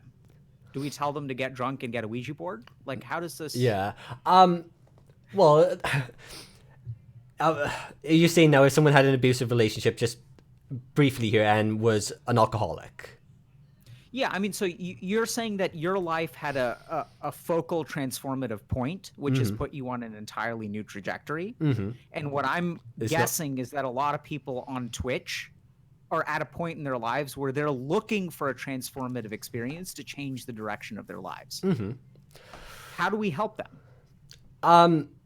I think a huge part of it is talking about meaning of life and purpose and subconsciousness. So I think a lot of people have absolutely no fundamental meaning for their own life. And then that is why I think like existential dread is like skyrocketing recently, because people, they think, oh, I want to do this and do that, and then if they have no secure foundation for the reality of their existence, everything falls apart, in my opinion. So it's like, oh, I'm gonna do this, but then if they think, oh, I've never done this before, everyone keeps calling me a loser, and I've always failed, they're always gonna fall down onto that foundation. It's gonna crack. So I always think like you have to build it up. And how do you build it up? Oof. Well, I think you have to ask them like, like what's your meaning of your life, or How did you build it up? from. I mean, so you built it up somehow, right? Well, I like to think I have a very good meaning to my own life, philosophically speaking, which is like And how did you find that meaning? I made it up myself. How? How? Okay. Essentially, like, I think a part of it has to come from a deep held idea within yourself that like life is amazing. Like life is absolutely fantastic. And some people, When did you start believing that? I kind of always believed that. Like deep down, like that's why I believed growing up, and then obviously trauma like took that sense away from me, and I feel like I've gone back to that. So, I mean, it's kind of interesting because, what I'm hearing you say is that the foundation is something that you always had, which means that if people don't have it, they're screwed. Could argue that. What do you think about that? I think everyone's foundation is always going to be fundamentally different to anyone else's. So comparing it is always going to backfire because everyone is fundamentally different. I think you have to realize, depending on how old you are, you have to sometimes look back through your life and look at, you said it the other day with Devin Nash, it's your calling, right? It's always if you're sitting there and something always catches your attention, it's why is that always catching your attention? It's like that calling. Like, I was never good at art or music or any of those types of things, but I always was good at networking. I always loved people. Or I can happily sit there and like people watch for hours and just wonder what they're thinking. So I think you could argue I'm a bit lucky in that sense, right? Because that's a good skill to have, and we're here talking about it. So maybe I ended up on the right path. But I think people have to look at what they're good at, what they like, what their life is shaped by. Also, I do think that like genetics and inheritance, ancestral heritage, does play a part in that as well. And then what you're conditioned to do as well. Obviously, I have no trade. I actually couldn't read until I was 20. I taught myself how to read. So I hated education. I went to go back to psychology when StarCraft 2 came out. I couldn't stop playing StarCraft 2, so obviously I didn't go back to school for that. Wait, how do you get to the age of 20 without being able to read? I know. Is that an exaggeration, or you literally did not know? I would say 16 I couldn't read. I was always in the imbeciles class. I was the only person in my entire school who was in, like, I'm not going to call it the retards class, but the retards class for English. But I was the only person then in the advanced science class, which I passed. I passed only science. I failed everything else. I hated education. But how do you pass a science test if you can't read the question? I to an extent, I memorized the meanings of the word. I guess I read that, but that was conditioned to an extent. But if you said like read this out loud, I wouldn't be able to read it out loud. Did you understand what the words meant? I guess, yeah. So would you participate in, let's say, like, would you read like Team Liquid for SC2 before the age of 20? Well, StarCraft came out when I was 23. StarCraft 1 or StarCraft 2? StarCraft 2. So like, but would you use the internet like between the ages of 18 and 20? I think so. I think, well, the thing is, I think what happened was obviously Google started adding the spell checker. That's how I started to, like, if you were to talk to me like 10 years ago, I'd be like tripping up over my own words. If I was to read from like a book, I wouldn't be able to. I'd just be like, and like some very monotone. So you had trouble reading out loud, but you could read a sentence and comprehend it. I guess you could say that, yes. Okay, I see. So you're talking about being able to like read out loud as opposed to like, so you could use the internet 10 years ago, Yeah. because the internet you can't use unless you can read, right? Yeah, yeah. Like you, does that make sense? Yeah, I understand what your point is, yeah. Okay. I just, like, I couldn't spell or I couldn't read out loud, and... Okay, got it. Got it. So it sounds like you could comprehend written information, but that there were some really gaps in what you were able to do that like basically regular reading allows you to do, like read out loud, write, spell things properly. Yes. Okay. Thanks for clarifying that, because Sorry. that question blew my mind for a second. Yeah, sorry, I guess I was a bit over the top there. But yeah, I guess it's something I also, like, always judged myself on, because, like, I was always punished for not being able to read to an extent. But I was like, I also had passed the advanced science class. But yeah, I failed English. I think actually I passed maths and advanced science. That was it. Okay. Wow. Okay.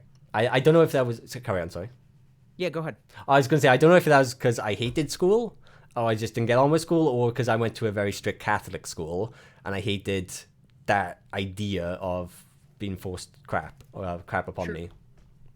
So I think, Pew, in a few minutes, we'll turn things over to questions. So if you guys have questions, why don't you start putting them in chat now?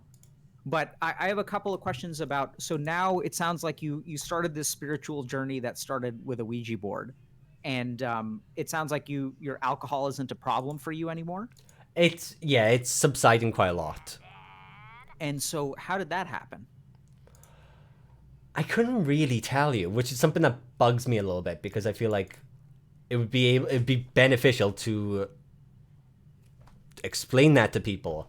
I think a lot of it is maybe somewhat related to my house life, because it's improved a lot recently, and I have been more open about some of these situations, and I've had some people's opinions, because obviously the Ouija board is a very interesting thing to talk about, because obviously it's very, like, it's not real, but last couple months I've been more open to it, and I had more people's opinions, and I guess that's made me feel more confident, because obviously when talking about this I just feel completely delusional, insane, and I wondered, am I insane or am I not? But I feel like I'm not, and that's helping me.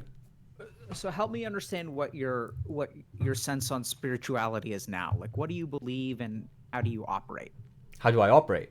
Okay. Yeah. What can you define that better? So it sounds like you had this experience where you sort of had some kind of revelation, right? And like the Ouija board said good night, and you felt like that was powerful. Yeah. And then what happened? Like draw me a timeline between then and now, and how did you get from where you were then to where you are now? Okay. I was working a standard job then, in a call center for Virgin Media. Essentially, I've just been working on a philosophy to an extent, for the last couple of years, to try and define what that means, right? Because obviously, I don't want to be insane, right? So I've tried to define it in a way that makes sense. And then obviously I was working with method and whatnot, because I only won the tournament last year. So I won the tournament after this incident, and like the voice in my head would say, like, you can say the voice in my head, it's me, but if like there's something I miss, like sometimes it gives me a nudge, and then I'll do it, and then I'll say to my players, and for some reason that happened a few times, and we won a tournament. But essentially I've been trying to philosophize like my meaning for life. Okay. And what do you think your meaning in life is? I mean, you have to go into the whole... For me, you have to go into, why life exists as a whole, right? So, Why does life exist?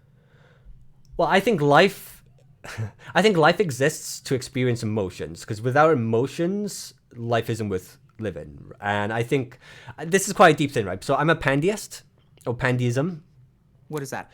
Pantheism is deism and pantheism crossed, which is essentially God existed, and then he destroyed himself to create the Big Bang, and in turn set the motions of life and the universe into motion, right? Because I don't believe that God exists. I don't think any sort of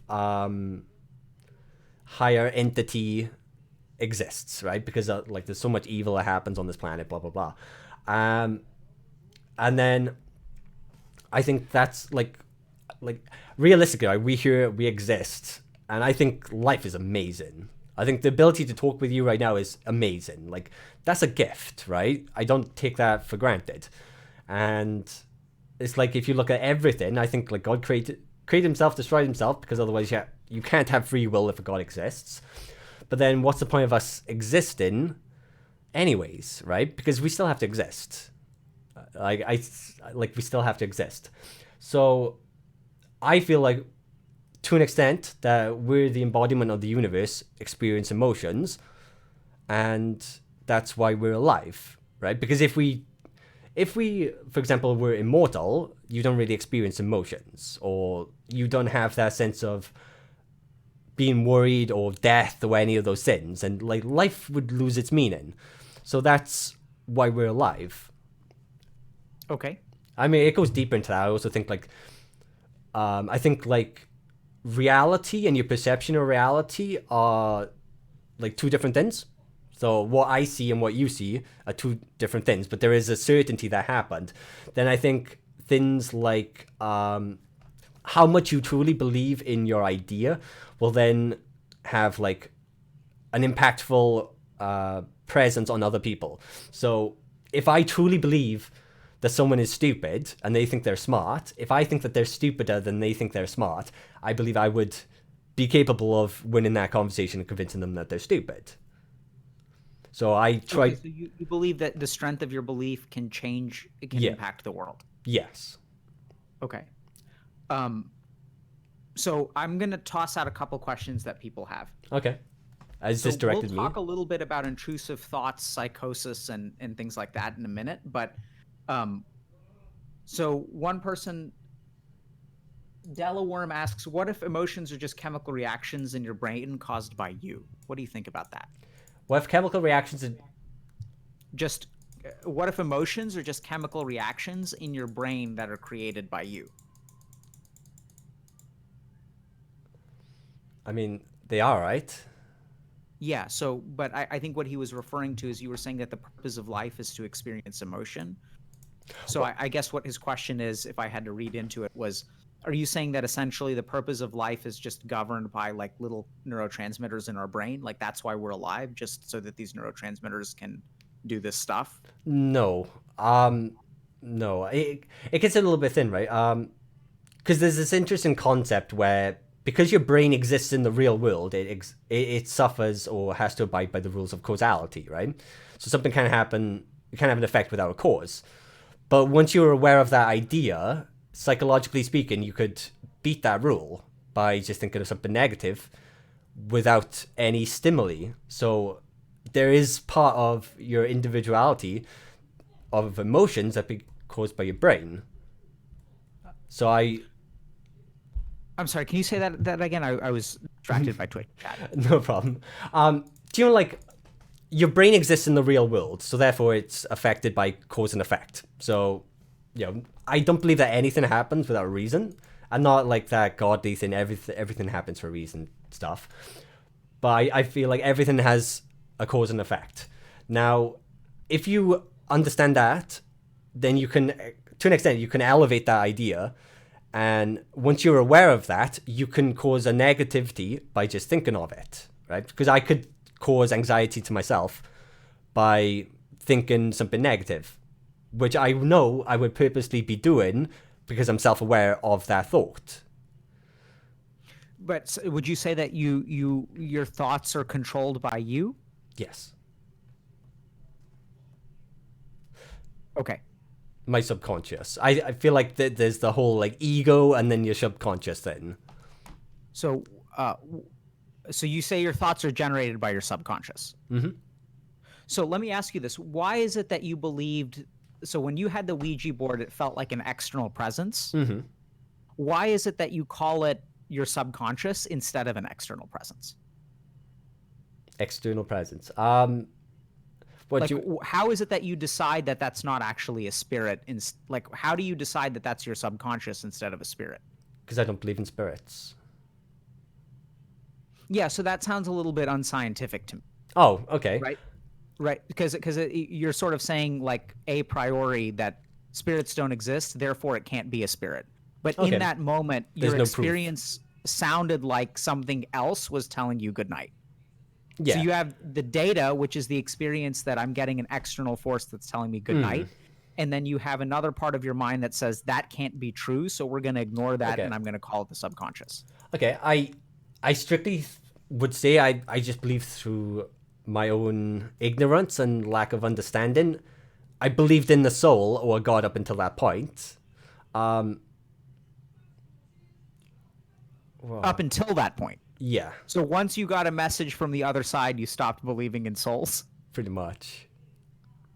How does that make sense? Because You think I think that would be data to support believing in souls. to an extent, that's an interesting way to word it. I totally get where you're coming Right? So from. like I'm thinking about this like a scientist. Yeah. So I'm gonna stick a Ouija board in front of me. Okay, I'm not advocating of you. I'm just trying to understand Hmm. what your experience was. So I'm gonna stick a Ouija board in front of me, and then like something happens and it generates somehow a message is generated from the Ouija board that does not seem to come from you, No, it came from right? me. But how do you know that? Like your experience of it sounds like it felt like it came from something else. And later on, you concluded intellectually that that was your subconscious trying to tell you something. The main thing is the idea that your subconscious would take on the form of whatever you considered the greatest meaning of your life. If I thought the devil existed and I was using an Ouija board to contact the devil, because I was trying to contact my spirit guide, right? That's what it's called. But if I believed that I was using it to contact the devil, maybe my subconscious would take on the form of the devil and come through in that term, right? Yeah, but how do you know it's the subconscious instead of the devil? Like how do you conclude that the subconscious is at the root of all things?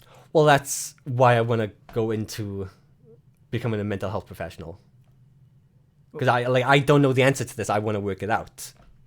Yeah, let's just be clear for a second about logic, Pewee. So I think your pursuit is noble. I think your transformation is amazing. I think it's awesome that you've lived the life that you have and you've become the person that you are because that is fucking amazing. Mm-hmm. And it sounds to me like you're just assuming that the subconscious is at the root of things because of your beliefs ahead of time instead of actually the data that you've collected. Yeah, Does that make sense? I do. Yes, it does. Because your story, if anything, doesn't sound psychological, right? So, I mean, I think there's really no, or there's very little evidence of life after death or things like that. So I can understand how you would think that everything comes from the subconscious. Mm-hmm. But if we actually just take your story in isolation, you don't say good night to yourself, No. right? Like you just don't do that. Like human beings don't do that. The subconscious, I mean, we all have subconsciouses. Mm-hmm. And we all, our subconscious does all kinds of things. Mm-hmm. But one thing that it has never done to you before is tell you good night.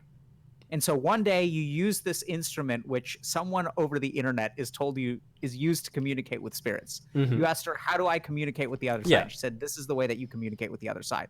And so she gives you a tool and she's like saying like, oh, this tool is called a flashlight. If you turn it on, it shines a light on things that are dark. And then you take the flashlight, you turn it on, you see a light and you say, oh, that light is coming from my eyes. Right? That's how this logically sounds to me. Like she gives you an instrument for a particular purpose. Mm. You use that instrument for the purpose that it was designed to do. You get actually the precise result that the instrument is designed to create. And then you conclude that everything up until this point is false. And this is just your subconscious. Mm-hmm. Like that strikes me as weird. Yeah. You guys does Twitch chat, you guys get that? Yeah, Like, this is weird. I get that. But at the same time, I would also say that if your subconscious can take on the form, because your subconscious is smarter than your ego, I would say, right? Would you agree with that? Or What is your ego? your ego is like, I consider that some part of like where things like shame and guilt reside. Where do you know like sometimes you you'll have a voice in your head. It's like you're lying and like, or it's, like, say, you go to the shop and you want to pay for something, you don't have enough money on your cards, right? You got to pay, and like it gets declined. Sometimes you'll be like, oh, that's a different card or the wrong card, but in your head that you're broke, but you just don't want to say it. Yeah. So Yeah. where does that come from? Where does what come from? That disconnection. Between truth and what the situation is? Yes. Like, Okay. well, like, why do I have to say to feel better when inside my head I'm already judging myself? Do I suppress that? Do most people suppress that? Like, that's what I don't understand with people. Okay, hold on. So okay, I'm gonna need to think for a second, and I'm gonna need to talk to Twitch chat. So I believe this is gonna sound weird, Huey, but I believe I have answers for you. So Okay. I believe I understand what's going on in your mind. I believe I understand. So I have certain beliefs and experiences through meditation, which have given me an understanding of like how stuff works. Yes. So what is the role of the subconscious? What is the role of the ego? What is the role of purpose in life? How do you find purpose? Where does it come from? How do traumatic how do traumatic experiences affect our psychology and shape our subconscious, shape our ego? How do you go about undoing or unlearning the negative effects of trauma? I have theories or beliefs about how to do all of that stuff because that's what I do in my day job. Yes. So I spent 7 years, studying meditation and spirituality and trying to understand what the soul is, where it comes from, where it goes, why is life the way that it is. And then I spent about 8 to 10 years studying neuroscience, psychology, and psychiatry. So I believe I have answers. What I'm really curious about is what would be helpful at this point. So I think we've done an awesome job. Thank you so much for sharing all of these ideas and your experiences. It's been fascinating to me. Now what I'm curious about is where do we want to go from here? So do you want to hear my answers? Does Twitch chat want to hear my answers? Yeah. Do people want to ask questions to Pewee? It sounds like most of the questions are a little bit about your yeah, so someone says, Ewok says, yo, I came here to learn about mental health. Satan. Exactly, right? So what I need now is like, what direction are we going to go from here? Do you guys want to talk about spirituality? Do you guys want to talk about mental health? Like, are we talking about intrusive thoughts, psychosis, and like what happens in your mind? Are we talking about how trauma affects individuals and how you overcome that trauma? Are we talking about, what is the mind, what is the soul, and everything in between? Yeah, you're asking the chat. Yeah, not me for that. Yeah, I'm asking the chat. Cool. Yeah, I'm happy at answering anything. Okay. So I'm going to just need a second, okay? Because I have to write this down. Someone in my chat did say they want to know your answers. So, Okay. But you go. You do yours first. Okay. So soul, reality, mind, scar, ego, manas, buddhi.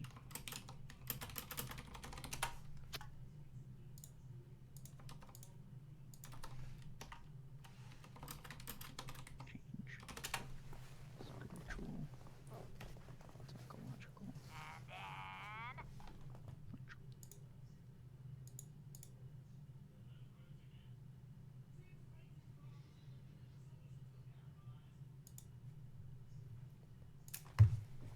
Okay, so here is my take on things, okay? Okay. So the first thing is I'm going to talk about 3 separate things because I think we need 3 different lenses to understand everything, the scope of what we're talking about. The first is sort of the cosmology or kind of metaphysics of the nature of reality. Yeah. So the first is like, why does existence happen? Why does the soul happen? What are the laws that govern our universe? That has nothing to do with sort of the individual, or at least not yet. The second thing is for us to understand, like, what is the nature of mind? So like, what is the function and structure of mind? What are the different parts of mind? How do they interact with each other? How do different parts of our mind affect us? And how can we understand our mind in a way that we can start to make active changes to get the mind to do what we want? And the third thing is to understand what a human being is. So, what are the different layers of a human being? Okay. And how can we understand, like, for example, when people are talking about chemical reactions in the brain versus meaning in life, like, as one person, I have chemical reactions happening in my brain, and there's also like a meaning of life. So, how do we reconcile the science with like the meaning? Right, Yeah. because meaning is not scientific. Like, No. you can't biopsy your brain or do an MRI and find meaning. And yet finding meaning does cause changes to our neurochemistry. So how the fuck does that work? Right? So like Yeah. we have to have a system that we can take different observations about reality. Like one is that when human beings find meaning, they do better at life and they suffer less. Like that is a scientific observation. It's not like literature, it's science. Like we can study that and we know that. And on the other hand, we also have this stuff like serotonin and dopamine, which is floating around in our brain, in our neurons. And like, how can we develop a system that takes that science, which we know to be true, and takes meaning, which we know to be true, and put them together? It. So that's going to be the third thing. So actually, let's start there. So the yogis said that there's this thing called Panchakosha theory. Panch Okay. means 5 and kosha means sheath. So a sheath is like what you stick a sword in, right?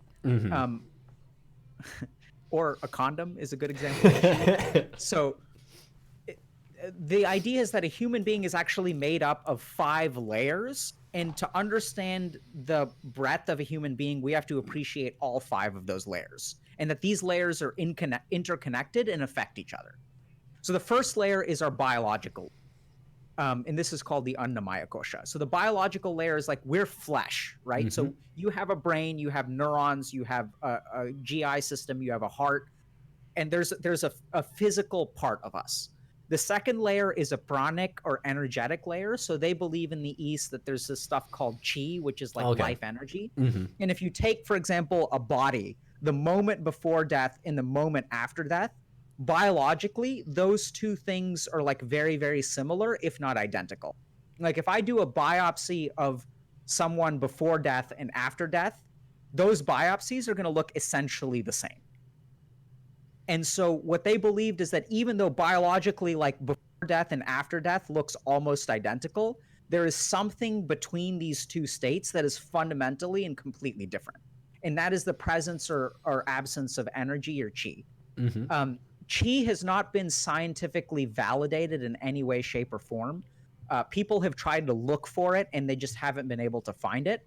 And at the same time, the really fascinating thing, if you look at the science of chi, is that systems that were designed based on the theory of chi outperform physically designed systems.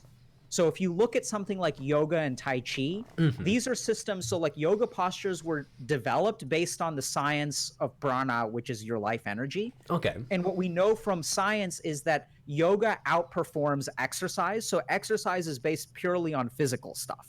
But if I take 2 people with depression and I teach one of them yoga and I teach one of them exercise, or if they have something like rheumatoid arthritis and I teach one of them exercise and physical therapy and one of them yoga, the people who do yoga or tai chi do better in the real world than the people who do a purely physical practice. So even though we have no scientific evidence that chi exists, the really fascinating thing is that if we develop practices based on the theory of chi, those outperform practices that are developed without the theory of chi. Okay. Which I still don't quite understand. But I think that gives us some credibility. Like as a scientist, I think that there has to be a reason. Yeah. Those people have to have been on to something. So that's the second thing. Okay, so the physical body, the energetic body. The third body is the emotional body. So this is our experience of emotions, which once again, you can't biopsy your brain and find an emotion. But there is a part of the self that involves emotion. Like that's part of our experience of self. And in terms of experience of chi, like we just know that there are some times that you just feel sluggish and slow. And there are some practices that you can do that make you feel invigorated and vitalized. So people have a subjective experience of prana or chi. The fourth part of the self is the intellectual mind. So we have the capacity for analysis. We have the capacity of thoughts. We have the capacity to think through things. So that is a different layer of self, and it's different from emotions. So emotions are kind of things that we experience. They're not rational. They're just a different. So these things are actually like different aspects of self. So I can experience an emotion and I can have thoughts related to or in like thinking about that emotion. I can analyze that emotion, but these are fundamentally different parts of like who I am as a person. Mm-hmm. So a lot of people will, for example, have self-critical thoughts, right? So that you'll tell yourself, or no, actually, you feel like a piece of shit, but then there's another part of you that says, actually, that is untrue. So these are two separate and discrete parts of the self. Mm-hmm. The fifth part of the self is the essentially spiritual or soul part of the body, which we'll kind of get into. But the yogis sort of believed that all four of these other things exist, and they also do not capture the complete part of a human.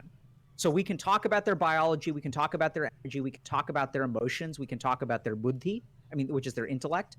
But at the end of the day, that doesn't completely describe a human being. And that there's something else, there's one more variable in the equation that makes up the human being, and they call that the soul. So this is the first thing.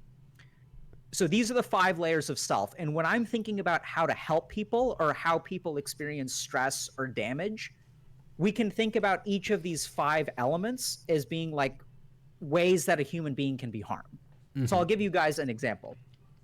So let's say I get a phone call that someone tells me over the phone that someone that I love has passed away. So what part of the self do you think that this phone call attacks? Emotions. Absolutely, right? So this affects first and foremost my emotions. And so the Bunch Gosha theory says that any attack on one layer of self results in kind of a reverberation or a ripple that damages other parts of the self. Okay. So once I have that emotional attack, because nothing has happened to my neurochemistry, nothing has happened to my biology, nothing has happened to my energy or anything like that. But what happens after I start entering this, like I get this emotional attack, and then what happens, Pee-wee? What happens to my energy level? It would go down. Absolutely, right? And so we also know that people who are grieving, so let's say I enter the process of grief, which is an emotional attack. We have studies that show that people who undergo grief have immune systems that do not work as well as people who are not grieving. So people who are undergoing grief are more vulnerable to things like the flu. Okay? So what we see now is that like over time, there's going to be a change in my neurochemistry. So like 3 days later, if I were to measure my serotonin levels, they may be lower. But it's important to remember that serotonin levels being lower are they're not the cause of the way that I feel. They're a manifestation of that initial emotional attack. Does that make sense? Yes. Furthermore, so like what we see is the emotional attack, and then it reverberates through my other parts of self. So it affects the way that I think, right? It affects my energy level, and it affects my biology. It impairs the function of my immune system. We call this stress. So as you look at the science of stress, there's something called psychoneuroimmunology, which is a fascinating field that looks at the relationship between psychology, neurology, and your immune system. Okay. And the fact that these 3 things are connected, that what I think affects my brain, which in turn affects the function of my immune system. Yep. And this is a really key point, because when we talk about healing or improvement, the other cool thing, which I think you've stumbled upon, is that if you want to make a biological change in your body, your mind is capable of doing that. Yep. And the really important thing to understand here is I want everyone to really think about this, because it blows my fucking mind. You guys know in cancer, in clinical trials on cancer, what they do is they take 2 people with cancer, they take like 100 people with cancer, and they give 50 of them chemotherapy, which is drugs that travel in your body to cancer and kill cancerous cells. They give other 50 people, this isn't precisely true, but they give other people placebo. So placebo is not a real thing, it's like a sugar pill. And the interesting thing is that in these clinical trials, people who get, so when they determine the efficacy of the drug, well, the way they determine it is how much did it outperform placebo. That's the standard. It's not how much did it work, it's how much did it outperform placebo. Which means that if you look at a clinical trial in cancer, what's actually happening is there are people who are getting better, their cancer is shrinking, on like MRIs, but they're not taking real medicine. Okay. So that is staggering. Yeah. Right. So this means that like placebo, and there's a really fascinating Ted Kachuk, who has done a lot of placebo research. And the crazy thing that he's discovered is you can even give a placebo to someone and you can tell them, I am giving you a placebo. This is not real medicine. But I have this huge pile of evidence which shows that even if you take a placebo, you will still get better. And do you know what happens when he gives those people placebo? And then he tells them, I believe that even though this is a sugar pill, I think that your rheumatoid arthritis is going to get better. Pewee, do you know what happens to those people when he gives them a sugar pill? It gets better. It does get better, even if they know it's a placebo. Yeah. I'm not like, surprised. That blows my fucking mind. Right? So now I'm getting off on a tangent because like, what is placebo? Placebo is just all of the mechanisms of the human body and mind that we do not scientifically understand. Exactly. But placebo actually gets people better in cancer clinical trials, in rheumatoid arthritis clinical trials, depression clinical trials, but that's like waffly because depression is in the mind and it's not really real anyway. But you can look at physical illnesses like diabetes and stuff, and you can give people placebo and they actually get better. Yeah. It's mind-blowing. It is.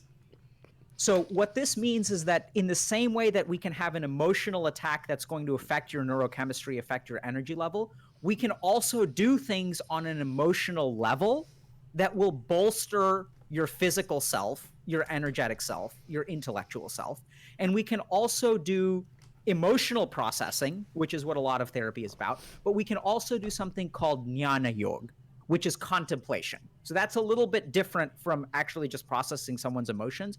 Both of them sort of happen in therapy, but in therapy, we don't really separate out the intellectual mind from the emotional mind. But the yogis tell us that contemplation and reflection, which is, I think, most of what you've been doing, I think the way that you've gotten better, if I had to say, what is the therapeutic mechanism through which your life has been transformed, I'd say it's through reflection. Does that make sense? Yes. It's not that you did. I think actually, Pewee, you're remarkably somewhat emotionally stunted. So I think you're alexithymic. I don't mean that as an insult. No, don't. But I think you're capable of talking about a lot of really bad stuff without experiencing any emotion. When I ask you questions about like how that made you feel, you kind of like when I say like, oh, when your dad almost killed your mom and you had to stop him, like, how do you feel about that? You had to think for a second and you were like, sad, right? Like that's it's remarkable that your access to your emotional mind is actually really low. At the same time, you've managed to make amazing strides forward, which is awesome. It sounds like you've not conquered alcohol, but you've gotten a lot better. And that it doesn't sound like you've been in therapy. Have you been in therapy? No. Yeah. So I think you're using your intellectual mind to contemplate and reflect and sort of process your experiences, which isn't the same as emotional processing. Okay. So when it comes down to the self, and then we have the fifth layer, which is the spiritual layer. And this is where, you say that your transformation was because you got a good night message from a Ouija board. That's actually what you say. Pretty right? much. And so what the yogis would say is that they wouldn't actually say that that's actually your subconscious mind. They would say that that's the fifth thing. Yeah. That's the other variable in the equation. Because that just sounds fucking weird. Like, when I talk about people overcoming addiction, you can't duplicate that. Like, that's not emotional. It's not intellectual. It's not pranic. It's not energetic. And it's not physical. It's just something weird. It's just something else. And so the yogis called that the Anandamaya Kosha, which means like the sort of spiritual body. So I think that you're the one who says that, oh yeah, my transformation, my journey started on a spiritual level. And then you backtrack because you have trouble accepting what actually happened to you. So you backtrack and you sub in subconscious is the reason that it happened. But when I ask you, like, let's talk about spirituality, your answer is, I had a Ouija board and it told me good night, and that transformed me as a human being. Like, that's not subconscious, man. That's spiritual, right? And you even call it spiritual. Yeah.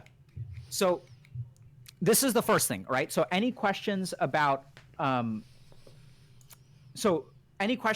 the 5 koshas?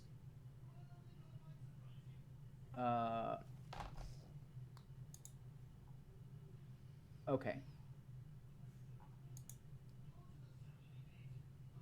Yeah, so a lot of people are sort of asking all kinds of questions. So I think I'm going to just keep going. questions about anxiety, things like that. So let me just actually talk about that. So artificial intelligence asks, humans can self-heal through the mind? Absolutely, right? So we have overwhelming scientific, you can heal things through the mind. Now, let's be clear about what this means. I don't think so. I'm a medical doctor, and I think that people who believe that, using the power of the mind to heal cancer is like not a good strategy. So I think one of the things that we have to remember is in science, it's not about possibility, it's about probability. So when I'm trying to help someone, so I'll give you a prime example. So Pewee has had a transformative experience through alcohol with a Ouija board. Can we all agree that this is a fact, Pewee? Yep. Yep. Okay. So I'm a scientist, and even though this is true for you, I cannot, like, with the next time someone walks into my office with an alcohol problem, my medicine for them is not going to be Ouija board. No. Right? So even though the mind can heal the body, the question is, what is the likelihood that the mind alone will be able to heal the body? And I think, generally speaking, it's an unreliable, if not powerful, mechanism. So most of the work that I do in like treating people with anxiety, and this may be a bold claim, but I would even say curing people of anxiety, because generally Western science doesn't really think that anxiety can be quote unquote cured for the most part. But I've seen clinical changes in the patients that I work with where like they come to me, they're on 2 medications. We do some work, we teach them how to meditate. We work on all 5 of these layers, and then their anxiety symptoms go away, and then we stop the medication and their anxiety symptoms are still gone. And then months go by and they still are not really they experience something like anxiety, but they're able to manage it. And it's like a more human, like normal level. It's not a pathologic level. So I do believe that Western science has a poor understanding of the extent of what some healing modalities are capable of. Yeah. At the same time, I think we should remember that there's something called standard of care. And just because a Ouija board worked for you doesn't mean it's a reliable treatment for alcohol addiction. It's right? not. So, so someone asks, isn't it possible to die from sadness? Called broken heart syndrome. There might be the opposite through happiness and bliss that might be the placebo. Absolutely. So I will find you guys a reference, but there's a fascinating cardiac researcher who has talked about sudden cardiac death brought on by certain emotional situations. I forget what it's called, but it's something like broken heart syndrome. But people have basically studied this mechanism where a profound psychological attack will like literally just kill people. Yeah. And that absolutely happens. Yeah, I and bet. So I think that, for the most part, damage and healing are like two-way streets. Like I can use pills to kill bacteria, and I can also, well, not pills to create bacteria, but I can use medicine to raise my heart rate, and I can use medicine to lower my heart rate. And that most things in the body are a two-way street, the body and the mind. And if psychology can damage us, psychology can also improve things. And we also know that through studies from meditation. So there's a fascinating study about something called monoclonal gammopathy of unknown significance, which is MGUS, which is a precancerous state. Okay. And generally speaking, people with MGUS over the course of several years will develop cancer. And there are studies that show that if you meditate, that the progression of MGUS to cancer is actually far less likely. So something crazy goes on when you start to meditate. It changes the way that your genes are active in these precancerous cells, and they're less likely to become cancerous. So we know that in meditation it's not like you're taking a pill or anything. It's purely like a mental and cognitive process. So we know there's actually overwhelming evidence that the mind can be used to heal physical illness. And the other part of my practice, I deal a lot with addictions, but I also deal with medical people who have treatment refractory medical problems. So people with weird GI problems, people with weird skin problems. And these are people that have gone to specialists and like they're just not getting better. And then we do some weird mind-body stuff and they start to get better. So this is kind of Panchkosha theory. So the basic idea here is that you have 5 layers of self, and that as long as you kind of think about attacks on those different parts of self, we can understand, how this mechanism of like neurotransmitters finding life works. So I would say that finding meaning in life is not psychological, it's not emotional, and it's not even contemplative. I'd say finding meaning is spiritual. So when you find meaning in your life, it affects your neurotransmitters because it changes that part of your body, and that reverberates through the other parts of your body. Once you have meaning in life, your energy level goes up. Yeah. Your emotions become more positive. Your ability to tolerate negative emotions increases. You have resilience. Yes. Your thinking changes once you find meaning in life. You have a positive spin. You're able to take a positive spin on things. And then finally, we see that there are physiologic changes. Your immune system starts to work better. You become, I imagine you become like less prone to cancer, and your GI problems get better and things like that. So that's the first thing, okay? So like this is number one. So for everyone who's watching out, I want you guys to start to think about your problems in this way. So think about which dimension does your problem stem from, right? So like if you're stuck in life, is that because you feel ashamed? Like, is the reason that you can't go out and get a job because you feel ashamed? Is it because you're just physically sluggish? Like you just can't get your ass out of a bed and like leave the house because it feels like you're moving through molasses. Like you're walking through heavy air and you just can't, your energy level is like in the pits.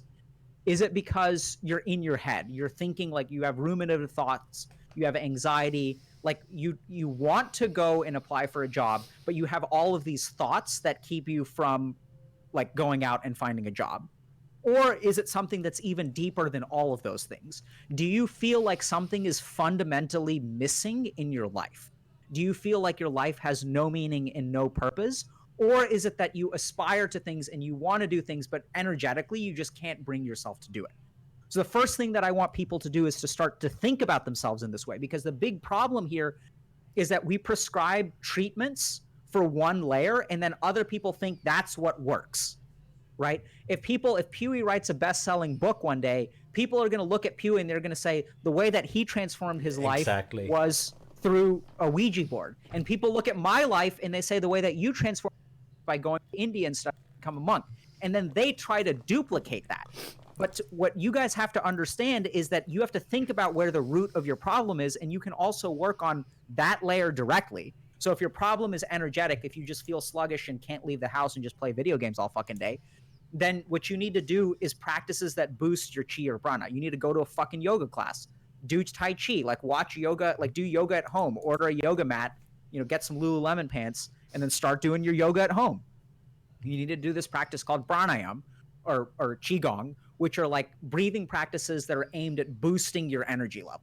And we'll do some of those later today.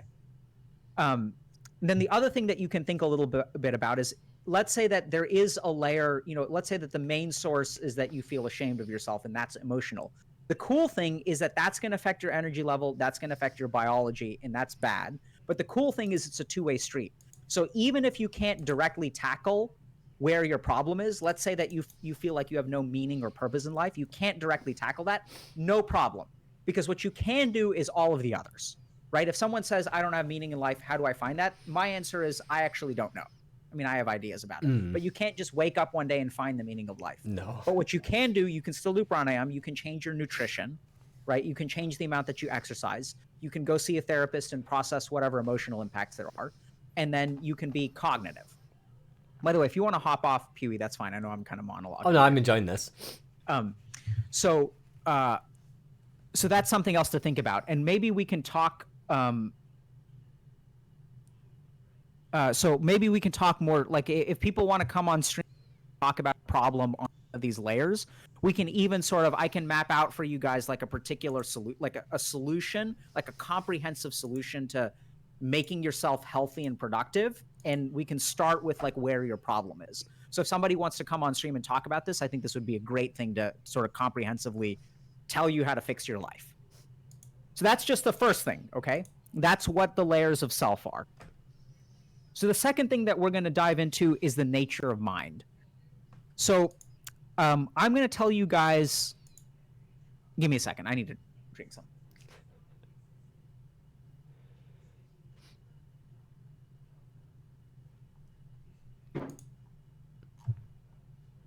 Okay, so we're going to go through the 5 parts of mind. And Pewee, I'm going to need your help with this, okay? Okay. So I'm going to explain to you guys like how the mind works. So the first thing, Pee-wee, is I'm going to outline 5 different parts of the mind for you, okay? And then I'm going to walk you through a couple of scenarios, and Okay. I want you to try to think through which parts of mind are active at what point. Okay. Okay. So the first thing that I think a lot of gamers need to understand is some. So a samskar is a ball of undigested emotion that essentially lies dormant in your subconscious and at times becomes activated and changes the way that you think and controls your behavior. Okay. The samskar is actually where the money is. So when we think about something like a trauma, so if let's say that I was in combat in Afghanistan or something, and then, I leave Afghanistan and I get sort of traumatized by the thought of gunshots or things like that. And then I return to the US, everything is fine and good until I hear like a door slam. And that door slam sends a signal to my brain that makes me like have a flashback and makes me think I'm in combat again. And even though, I can have a fully immersive flashback that's dissociative where I lose track of where I am, or a part of my mind still is in the present and I still have an emotional response or my heart rate starts elevating. That's an example of a samskar. So when I was in combat, like there's this trauma which sort of lies dormant, and then there's some things that can happen in life that reactivate it, and then you're kind of back to where you used to be. Mm-hmm. You understand that? Yes. So that's a samskar. The second part of your mind is the manas, which is the emotional mind. So the manas is where we experience emotions, and it also is the part of our mind that kind of stamps things with like or dislike. Okay. So we tend to have instinctive reactions towards things like I like this or I don't like this. That comes from the manas. It's not calculated. It's not logical. It's just like, oh, like I like that dress. Like that's not a complicated thought process. It's just I like it or I don't like it. Okay. The third part of the mind is called the buddhi. So the buddhi is the intellectual or analytical mind. It's the part of our mind that generates like thoughts, is capable of things like reason, and can analyze things like that. So when we think about someone being intellectual, that's buddhi. The fourth part of our mind is the ahamkar, which is ego. So the ahamkar is actually a protective mechanism that's designed to help us out from and tries to protect us against pain. So our ego arises when usually there's something negative in the manas, and is kind of like protective. The ego is also kind of the way that we identify ourselves. So the ahamkar is like when I have a resume. So anything on my resume is like a part of my ahamkar. So my resume has an address, and that address is kind of like part of who I am, but like that's not really who I am. Like, I have a certain personhood that is independent of anything that goes on my resume. I may be a father, I may be a physician. Those are parts of my identity. But at the end of the day, those are just pieces of my identity that can be taken away or added. Like it's part of our identity, but we have a true self that is like independent of our ahamkar. Yeah. The other way to think about it is, the ahamkar is where my identity lives. So I can experience anger or shame, and that's fundamentally different from who I am. Yes. That has nothing to do with whether I'm a father or a physician or, a gaming addict. An emotion is an emotion, a thought is a thought, and an identity is an identity. Those are like different pieces of your mind. You with me? Mm-hmm. Yeah. The fifth part of the mind is the chitta, which is translated as the unconscious. But the chitta is more technically translated as the backdrop of the mind. Okay. So when I look up at the sky, there are stars in the sky, there are moons in the sky, there's a sun in the sky. But at any given time, there are clouds in the sky.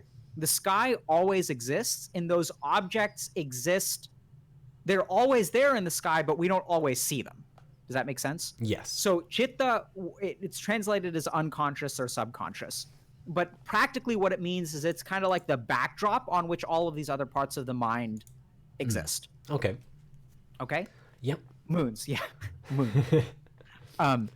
So now I'm going to give you a scenario. You familiar with those? Yeah, I wrote them So down. I'll just run through them again. You don't have to worry about the Sanskrit names. So there's a samskar, which there isn't really a good name for. There's the emotional mind, the intellectual mind, the ego, and the unconscious. Mm-hmm. Okay? So now let's say I'm walking down the street with my 4-year-old kid, and we're walking down the street, and I step I am, let's say I'm dropping off a letter in a post box, and next to the post box is a dog, and my 4-year-old looks at the dog and is like, "Oh, that's a cute dog," and then she goes over to pet the dog, and the dog bites my 4-year-old. What is the first thing that happens in my 4-year-old's mind? Probably the emotions. Yeah, what does she feel? Well, pain, you mean? Pain, right? And what are the other emotions she feels? Pain, scared, anxiety, worried, fearful. Absolutely, right? So the first thing that happens is her, and what part of the mind does she experience that in? The monas, you mean? Yeah, Yeah. the emotional mind. So in her emotions get flooded, right? Mm-hmm. She starts crying. I run over.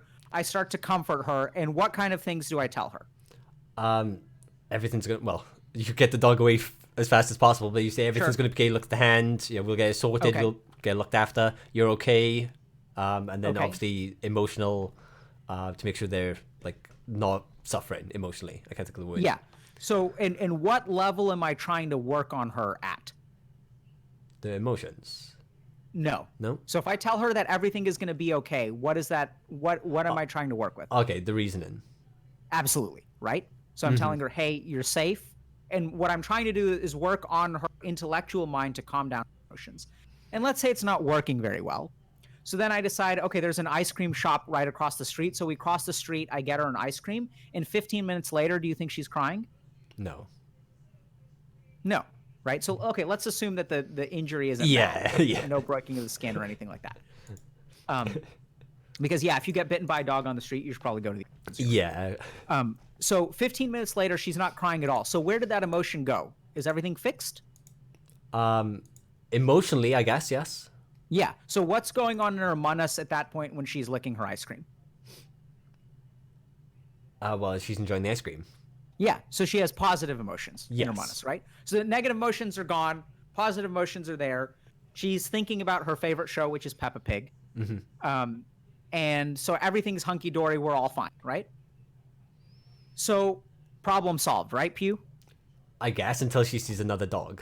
Beautiful. Yeah. Okay, so the next day we're walking down the street, and across the street she sees a dog. And what happens, Pewee? She has PTSD, essentially. Or she has What happens? She has No, you're not allowed to use clinical diagnosis. Okay, she has What happens? She gets fearful, scared, anxiety, worried. Exactly. So her manas becomes active again. Right? So now I'm going to ask you, Pewee, what the fuck just happened? How does that work? What, that she has the same response the next day to the same stimuli? Yeah, how does that work? That's conditioned, isn't it? Or Absolutely. yeah. Right? So that's a samskar.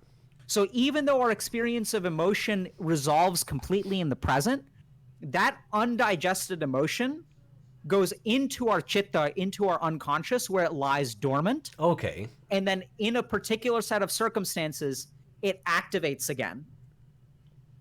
And then sort of like, it's like we're back to square one. Does that make sense? Yeah, And then I have to absolutely. calm her down again. Yes. So if we think about something like, when people in India were conceptualizing things like phobias, like a phobia of spiders, that's an example of a samskar, right? Like I'm completely fine as long as there's no spider. My emotions are calm. My intellect is calm. My ego is calm. And then the second I see a spider, boom, I start to panic. Now, I'm going to tell you, Pewee, I think it's interesting that you said that she called you a retard. And I think there may be a reason why she was calling you a retard. I think that you have a samskar about being like in special classes, and somehow her abusive and sociopathic nature picked up on that. So she somehow found out which term, like she didn't call you ugly, right? She didn't call you a pussy. She called you a retard. And somehow she figured out like what's the psychological thing that's going to be the most damaging to you and evokes a samskar. Okay. Does that make sense? Yeah, absolutely. And I think that's why, like, somewhere along the way, so it's possible. So this is the other interesting thing. It's possible she actually called you all kinds of stuff, and your bias is causing you to zero in on retard. So she may have called you a piece of shit, or you suck at life, or all kinds of stuff. But what you keep on mentioning was retard because that's what struck a chord with you. Yes. Or it's possible that she figured out that that's what hurts you, and she was trying to do that. Does that make sense? Yeah, absolutely. So now let's talk about another scenario. Let's say that you're walking down the street, Pee-wee, and you see a dog and you're like, oh, that's a cute dog. And you go down to pet the dog and the dog bites you. What's the first thing that happens to you? Um, I would probably say reason, but it would like I'd suffer some sort of pain, but I'd be like maybe a bit shocked that I didn't expect that. Yeah, but so in that first half of a second, what do you experience? It'd be pain and ow, like, you know. Yeah, ow. And I would even suffering. argue that you would experience some degree of fear and panic, Yeah. right? The first thing that happens is actually exactly the same as the 4-year-old, which is that you still experience our first reaction to things is like emotional, right? Like generally speaking, that happens right away. And then what happens? What happens after 30 seconds? I guess the reasoning. If I'm by myself, yeah. Yeah. So and what kind of thoughts enter? I guess it'd be depending on how safe I am. Like, can I get safe? Am I okay? Do I have to go to the hospital? Yep. Is there any other worries or attacks I could suffer? Am I safe? Those types of Yeah. So let's say you think through that stuff and you realize you are safe. And then what kind of thoughts do you have? I'd probably start to question why I went up to the dog. A dog's always like that. And then you'd worry, like, next time, ooh, would I be a bit worried in future? Yeah. Right? And so what happens the next day when you see a dog on the street? You would see it, but you'd remember from the previous encounter, and Do you think your heart would start to race a little faster? a tiny bit, yes. Absolutely, right? Tiny bit, yes. So even in your case, a sum scar is formed, but the sum scar is not as large as a 4-year-old. Does that make sense? Yes. So you're like, oh, like you see it and you like kind of you take a step back and you're like, oh, actually it's okay. Yeah. And then you start to think once again. So your Yes. buddhi is more active, right? Yeah. So what is the difference? Why is your sum scar smaller than the 4-year-olds? What's the big difference between you and a 4-year-old? I have higher emotional intelligence, age, experiences. Absolutely. Like, I have more conditioning, so one effect is not going to cause a huge default on my awareness. Or what? I'm going to say that all of those things boil down to like what part of the mind is all of those things? What part of the mind do all of those things exist in for the most part? You mean the reason? The reason part? Absolutely. Right? So your buddhi is more well developed than a 4-year-old's. Okay. And if we think about what happens after you get bit by a dog, you kind of process things on your own. Like, so remember the way that we calm down the 4-year-old is by burying her emotions with essentially like an ice cream. Yes. And then the emotions came roaring back. Right? The way that we didn't bury your emotions, though, what you did is something called processing or reflecting. You use your buddhi to like calculate, to process your negative emotions, and then so that you have less of a sum scar. So now we're going to kind of go back to the idea of addictions and video game addiction. So what happens is gamers have these sum scars, right? They have these sum scars around shame, fear. They have all these negative things. And then what happens, like, what is the equivalent in this story of playing a video game? Does that make sense? Like when I play a video game, like what am I doing? Is it not going outside? Sorry, I guess what I mean to say is that's kind of like the ice cream, right? Like that's the coping mechanism. Yeah. So that's the thing that when I play a video game, you use that to ignore some part of yourself. And by doing so, as you very insightfully pointed out, Pee-wee, when you ignore or drown out what's actually hurting you, you can never overcome it. No. Right? And so when we use video games or other kinds of like coping mechanisms or escape mechanisms, we actually maintain the strength of that sum scar. And so if we never process the sum scar, what do you think happens every time the kid sees the dog? It just reappears. Absolutely. And now we see why people get stuck, right? Because what they do is they move away from the emotions, and then they become more and more frustrated by their inability to change. But that's because even though they're making themselves feel better, they're not ever actually like solving the problem. Yeah. They're not processing, they're not reflecting, they're not doing what, like when I wake up in the morning, I feel a piece of shit.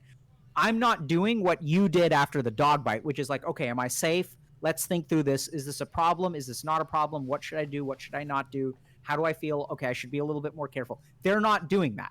When I wake up in the morning, like I remember when I was in college and like failing out of college, I would wake up in the morning, I would shower, I would start to feel shame, and then boom, computer right away.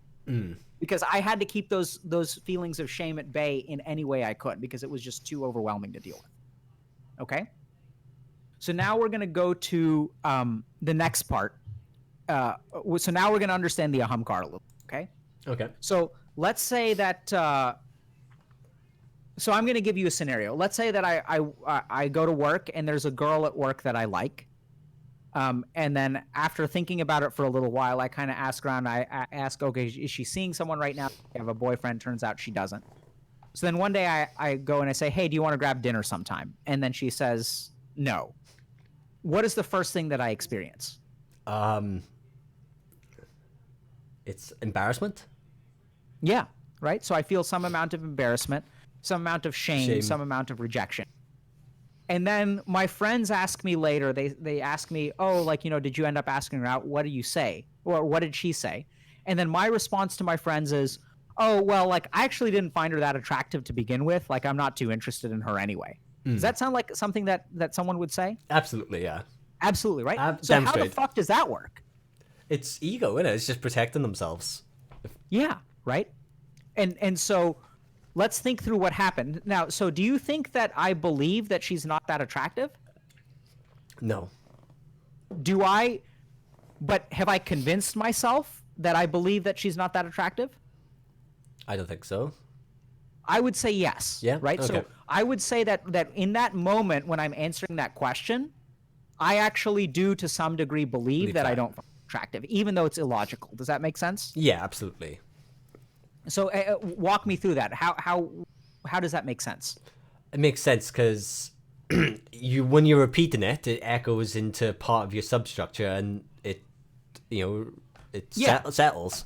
Right. So when I get rejected by someone, one way that I can feel better about myself is by devaluing that person. Yeah. And this happens all the time, right? Like if I apply for a job and I don't get the job, then what happens is I tell people, oh, like the job wasn't even that great. Like people tell themselves all that kind of stuff all the time and they believe it. Absolutely, yeah. When someone has an affair, they convince themselves that the reason that they had the affair is because their partner was working too much and they had emotional needs that were unmet, right? That even though that's sort of like bullshit, it also has a particular kind of logic that's very good. And if I try to convince the person who says, oh, I didn't really want the job anyway, if I tell them, well, it sounds like you worked really hard for it and that you were really like had your hopes up, what are they going to say? They try to defend themselves, right? Absolutely. Yeah. Right? Yeah. So like how does that work? Do you see how it's sort of perfectly logical and also completely incorrect? Yeah. It's something that's baffled me for ages, actually. Yeah. Okay. So we're going to explain it to you in like 5 seconds. Okay. So let's walk through what happens, okay, Pee-wee? So I get rejected, and what happens? What's the first thing that happens again? You get embarrassed or ashamed. Right. So the first thing that happens is my manas becomes active. I feel shame. I feel rejection. And then my ahamkar steps in, right? Because what is the role of the ahamkar? The ego. Yeah. What does it do? What is it? It stops you from getting hurt to an extent. Absolutely. So the manas is suffering. So the ahamkar is like, okay, it's time to activate. Like, let's activate the fire engine. So the ahamkar works by 2 mechanisms. It pumps yourself up and it knocks other people down. Okay. And now this is the really fascinating part. Then what the ahamkar does is it goes to the buddhi, it goes to our intellectual mind, and it bullies it. Okay. So your ego goes to your rational thinking and it says, hey, we're hurting right now, so I need you to do me a solid.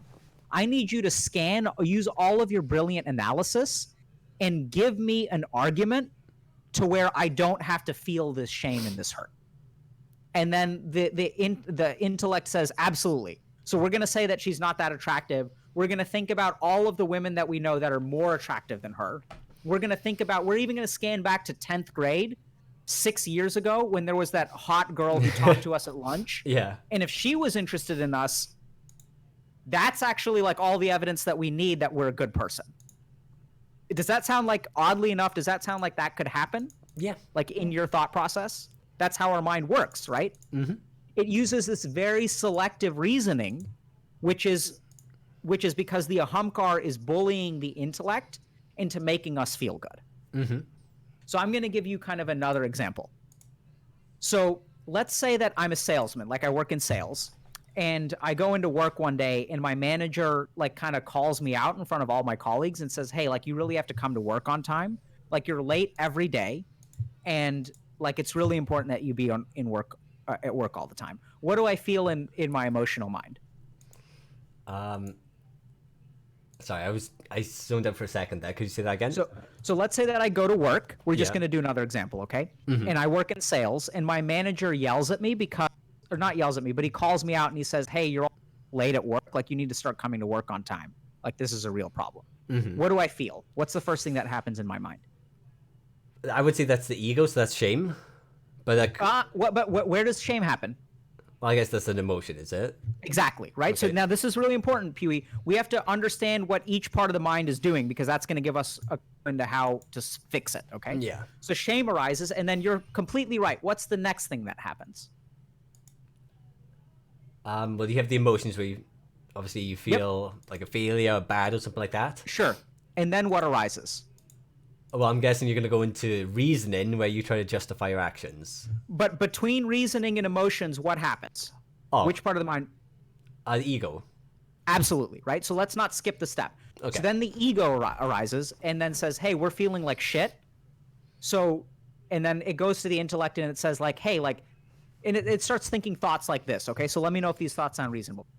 This guy's not actually in sales, he's the manager, right? Like what difference, like what matters is how many sales I make at the end of the week. Like it doesn't matter whether I come in at 10 a.m. or 9 a.m. Like the important thing is how many sales did I make in the day. Does that sound reasonable? Yeah. And then it says like this guy doesn't even know what he's talking about. Like he's a manager. I'm the person in sales. I know what's important for my job and he doesn't know what's important for my job. Sound reasonable? Yeah. So in that moment, I'm putting him down and I'm kind of pumping myself up a little bit, right? Yeah. So now I'll tell you like the actual scenario, which is that like, why do you think the guy is the manager? Because he's probably done it in the past. Absolutely, right? So he's the guy who's had the best sales in the office, which is why he gets promoted in the first place. But in this moment, our ego, when it goes to our intellect, it says we need a selective analysis. Yeah. That's going to make us feel good. Because the problem here is that we feel bad. That is where a cognitive bias comes from. And then as long as we have our buddhi that's thinking incorrectly, because can we all agree that like this analysis is incorrect? Yeah. Then if I try to change my life based on this analysis, what's going to happen to my life? Say that again. Sorry. If I try to make adjustments in life based on this analysis, You're gonna. what's going to happen? You could shoot yourself in the foot, essentially. Absolutely. I'm going to fail. Yeah. Right? Absolutely. And so if we look at like problems that people have, like fundamentally, this isn't just gamers. The problem is that they analyze things and their analysis is incorrect, and you try to fix things based on your analysis and you don't realize it's incorrect. And then you stay stuck because you never move forward. Make sense? Mm-hmm. It's as simple as that. You with me? Yeah, absolutely.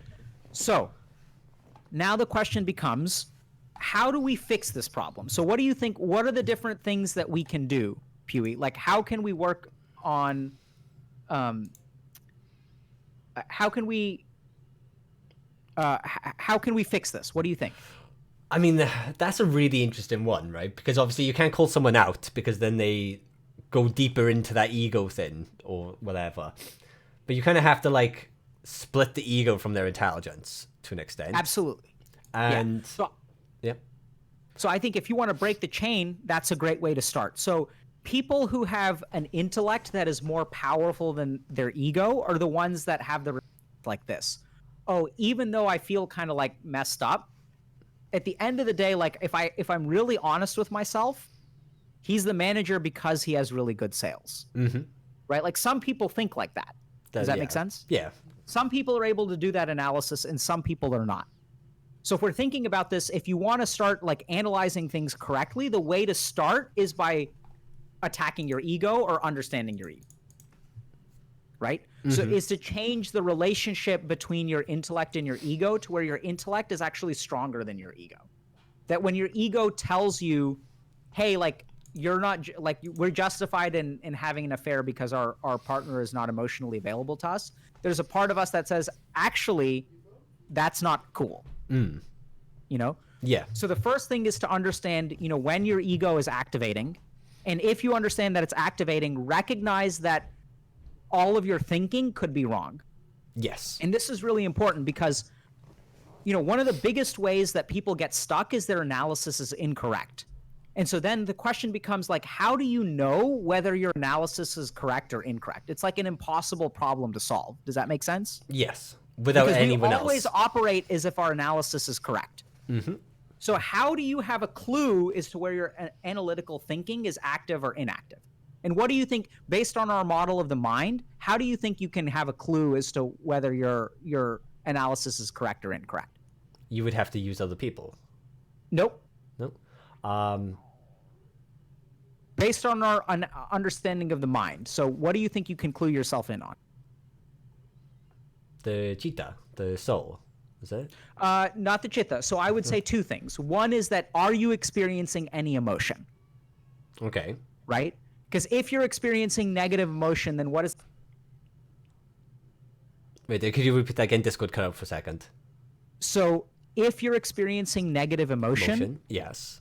what does that mean for your analysis? That it's wrong. Absolutely.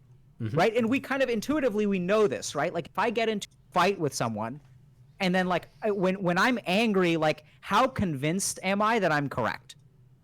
Probably quite convinced. 100%. Yeah. When I'm pissed off, I'm 100% sure that my thoughts are purely logical and 100% correct.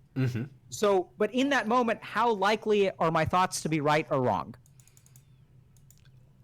What, to you or in reality? In reality. Oh, like 100% wrong, I'm guessing. Absolutely, right? Yeah. So now we can see that all you have to do to know whether you're right or wrong is to be able to tell whether you're emotional or not emotional. And if you're emotional, then you should question any kind of analysis that your thoughts do. Because this whole system is going to be active. Yes. Right? The negative emotion is going to cause the ego to activate. The ego is going to bully our intellect and is going to cause us to think wrong things. So the other thing that you can do is, and this is a little bit harder, is to understand when your ego becomes active. Because sometimes if through practice, you can even be able to tell like, okay, this is actually my ego. Because a lot of times what happens is when we experience negative emotion, when the ego activates, the negative emotion actually goes down. Does that make sense? Yes. So if you see that your emotions or ego are active, then chances are that your analysis is incorrect. In a very, very simple way, if you're having problems in life and you feel like you're figuring things out and nothing is working, chances are you're figuring things out wrong. And the answer is going to be in your ego or in your emotions. And the cool thing is that, now let me ask you this, Pewee. Yeah. How do I make sure that my intellectual mind is functioning properly? Like, actually, under what circumstances does my intellectual mind function properly? Under no stress, you mean? Absolutely. Right? So if I can disarm my emotions and if I can disarm my ego, then what does that mean for my intellect? It rules supreme. Absolutely. And that's the scenario that we want. Right? So this is why we do things like go to therapy. So when we go to therapy, the reason that people's lives get better is because their ability to control what they do improves because they're processing that negative emotion, which in turn unplugs the ego, which in turn allows them to like rationally think through and do things. Like last week we had someone who was talking about, so his question was like, why does he always date people that are like his parents, which means like emotionally unsupportive? Okay. And the way for us to like help him, so he has a behavior, and even though he's able to recognize that behavior, he can't actually make a change until he starts tackling these other parts. And once he starts tackling those other parts, and a big part of it is so he had this one scenario where someone he was really interested in, he actually shied away from. So you guys should watch. I think there's a YouTube video that's going to be uploaded about Zach. And so what I want you guys to do, if y'all really want to understand this, is go back and watch Zach's YouTube video and understand that like a lot of what was causing him to do bad behaviors was emotional discomfort. And the solution that we came to for Zach was to not was to challenge and face his emotional discomfort. Because if he's able to do that, then he's kind of working on the manas. And if he's working on the manas, he's disarming the ego. If he's disarming the ego, he's going to be able to make a change in his life. Okay? Yeah. All right, so I feel like I've been talking for a while, and we're actually stream is run about 45 minutes over where I was supposed to stop. But so I'm gonna give people just a quick chance to ask questions, and I'm gonna take a look through Twitch chat. Huey, if you want to take a look through your Twitch chat and let us know, we'll do questions for like 5 to 10 minutes, and then we'll wrap up for the day.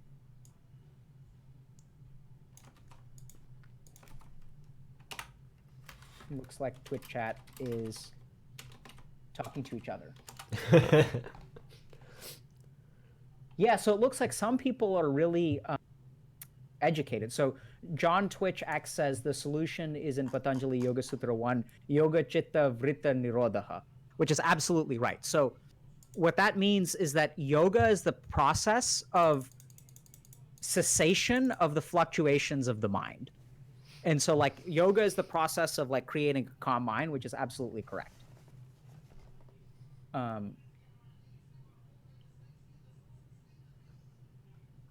There's some talk about stoicism and narcissism. So if you guys want to talk about being a narcissist, Forgaro, come on stream, buddy. Someone asked in my stream, I don't really get the question. What's your take on intuition v inspiration? I don't really. What does that mean? Yeah, I don't know exactly know what that means, so I was hoping you might have a take on it, because I consider those things completely different things. Like, they're not comparable to me. Inspiration and intuition? Yes. Okay, so it looks like about unlearning how self-confidence.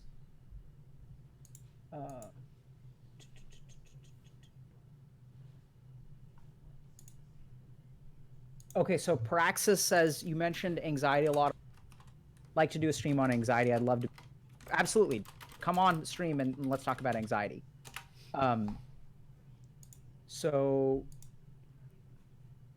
we had a question about unlearning low self-confidence. So how to unlearn being emotional. So I'm gonna, if you figure out, Pewee, what that, if you can clarify what that question meant, I'm happy to answer it. So I'm gonna answer 2 questions. No problem. So the first thing is, if you guys want to come on and talk about narcissism and anxiety, we can definitely do that. So just sign up. I think there's a section in the About Me where you can sign up to come on stream.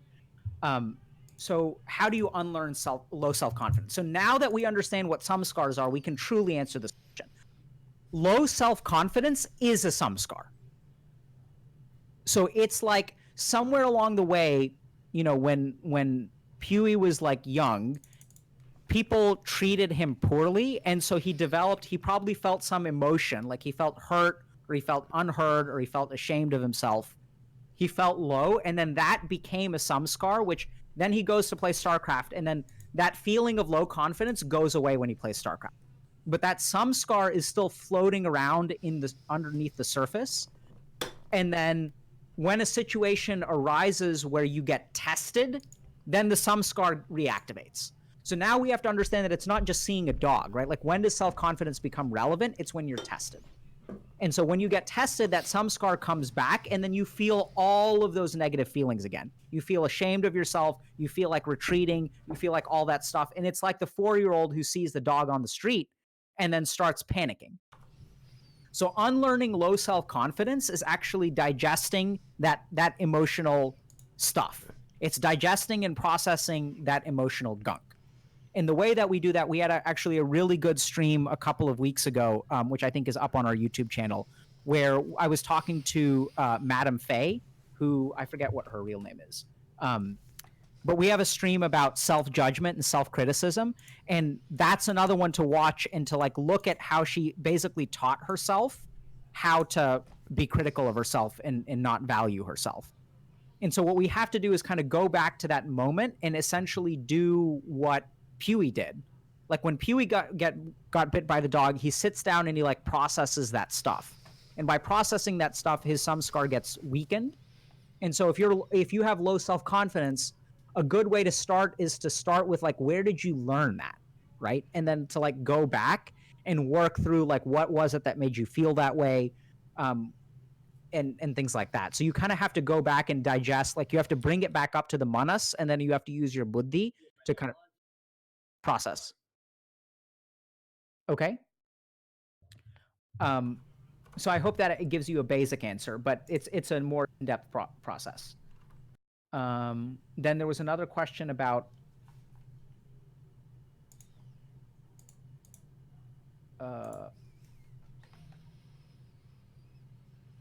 okay, how to unlearn being emotional.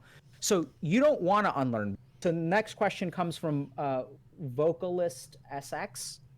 And his question is, how do you unlearn being emotional? I don't think you want to unlearn being emotional. So I assume what your question truly means is, how do you keep your emotions from controlling your behavior?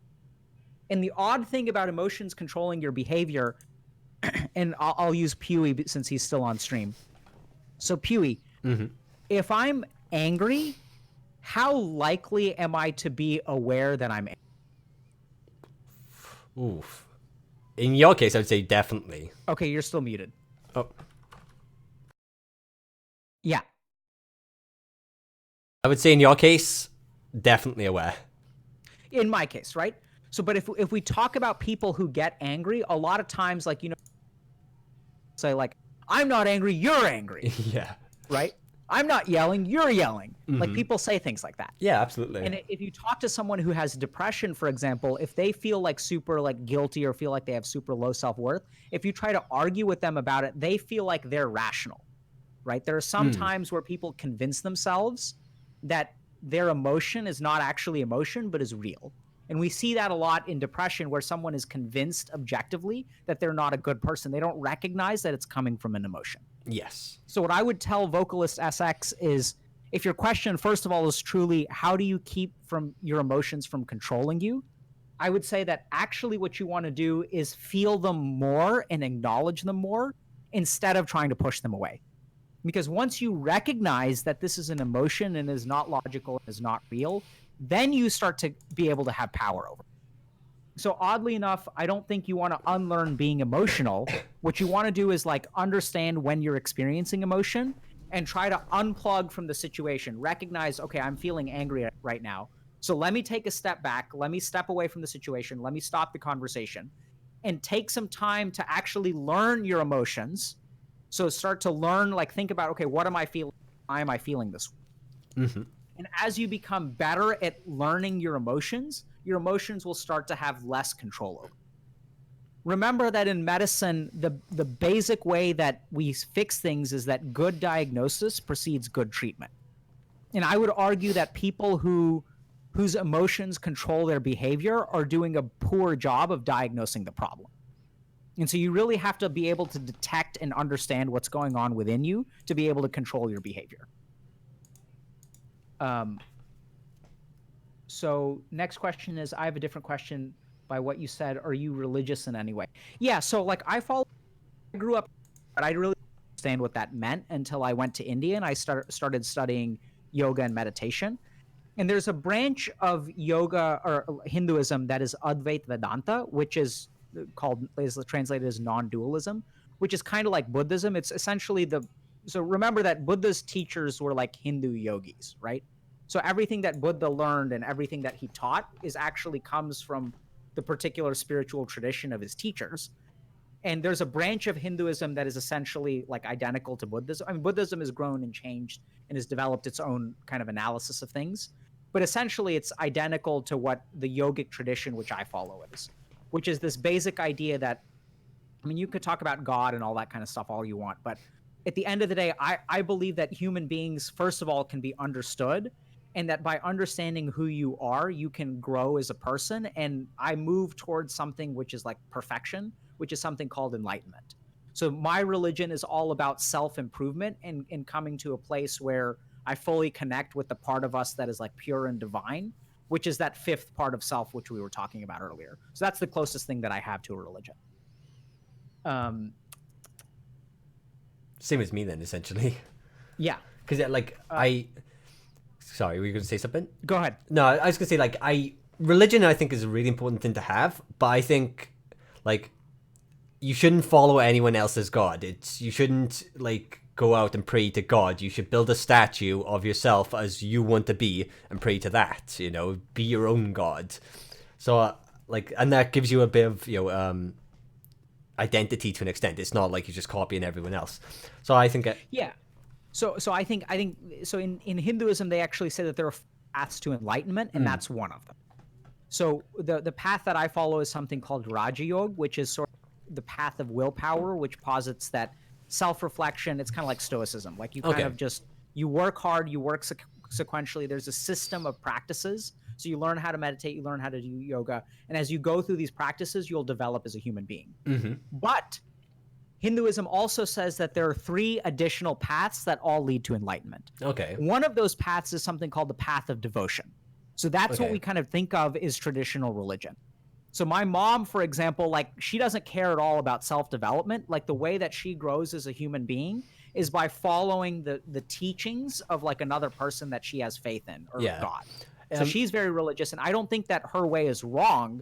I think that there are just different temperaments for different people. Another path to enlightenment is the path of action, which has nothing to do with God and has nothing to do with like systematic scientific self-development, but just is about making the world a better place and like doing good to the world.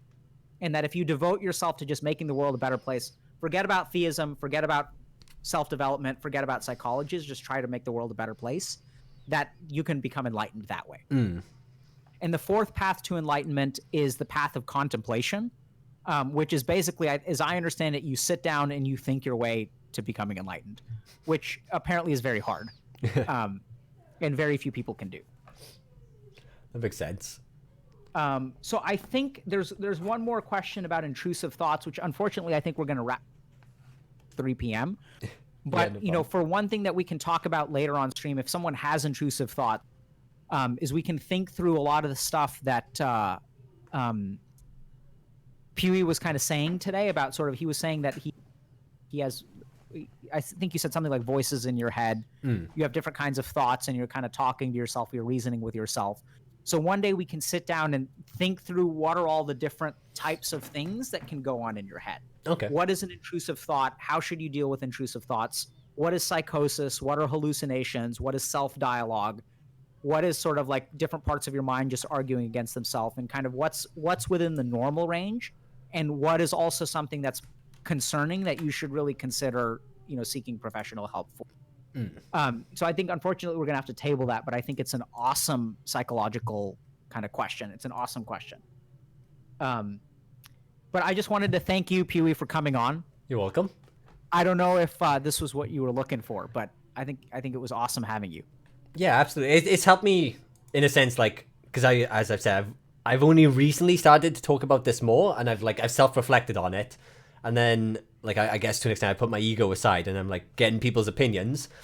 Yeah, and this helped. Obviously, I'm not going to just stop talking to you now. So, it's definitely made me feel less insane, if that's a good thing. Probably. Yeah. So that's like I'm going to reflect the rest of the night. I'm still uncertain about what to do to transition, because obviously I stream. I was thinking about making like YouTube videos. Obviously, I'm not financially secure enough to maybe go back to education, but like that's something I would like to consider. So there's still things I have to reflect on. Yeah. So Pewee, I think there's a lot of stuff that we get to today. So I think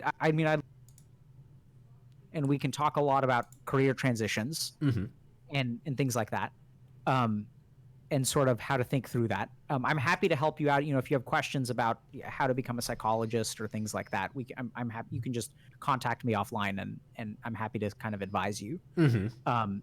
And so. Yeah. So, I think thank you for coming on. I hope this was helpful.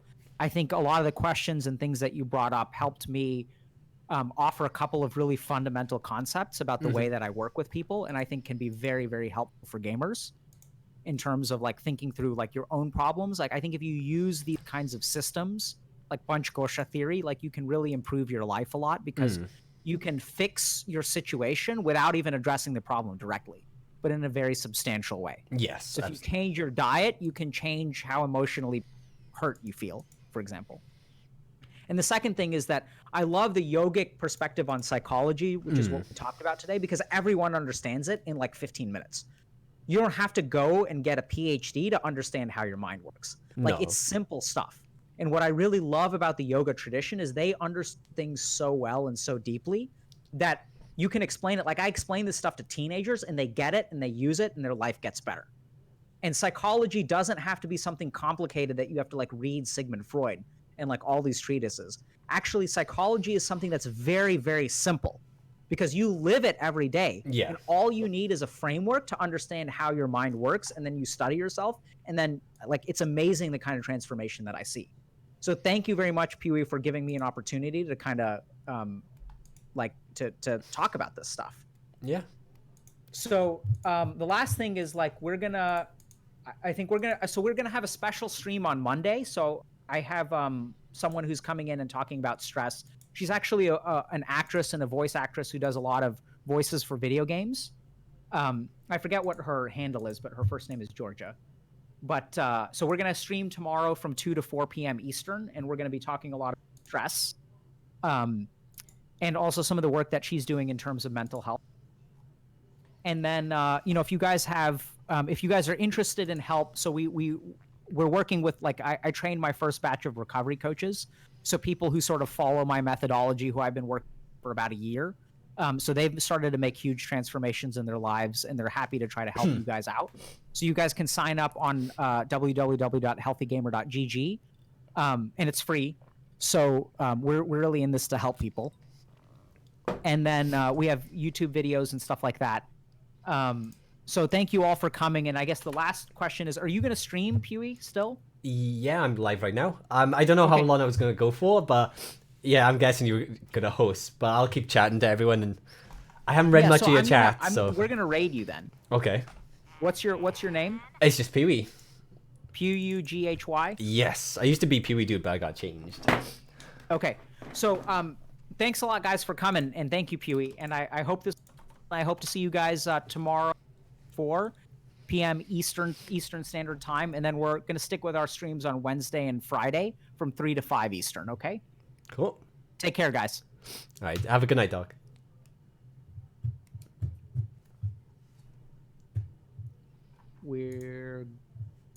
Okay, looks like everyone's ready. Yeah, thanks, oh God. Thanks, you. Take care. Have a good night, Doc. I'll see you tomorrow. Oh.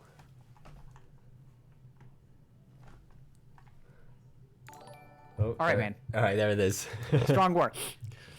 Oh. Thanks a lot, Pee-wee. Take care. You're welcome. Have a good night, boss. All right. Okay.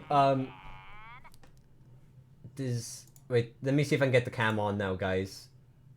All right. We have to like do monitor capture for a moment, maybe. Because the cam is linked into Discord. So. Wait. If I. Oh, we'll just do it this way. I don't really care. All right. Hello, everyone. All right. Thank you for the host, Doc. We got Miss Kruti. We got Mr. Lul. Hello, everyone. I don't know if there were any questions in the Doc's chat that people were asking me, but obviously, if anyone wants to ask like any professional video gaming ones, that's fine. About the pantheism you mentioned, so you believe God existed at one time, but he died to make the universe. Yes, I like that's pantheism is like that's essentially it, right? The audio is delayed. It shouldn't be. I don't know if it's because of whatever. Oh, maybe it's because it's going through the webcam and the through Discord, and Discord's like delaying it. But yeah, essentially, like, technically speaking, right, you can't create yourself and destroy yourself because God created himself, in my opinion. And that doesn't really make much sense, realistically. But I just don't believe that God existed, or exists at this moment in time. I just don't think... the world has got too much awful shit happening for a God that, like, looks after us to exist. It just doesn't.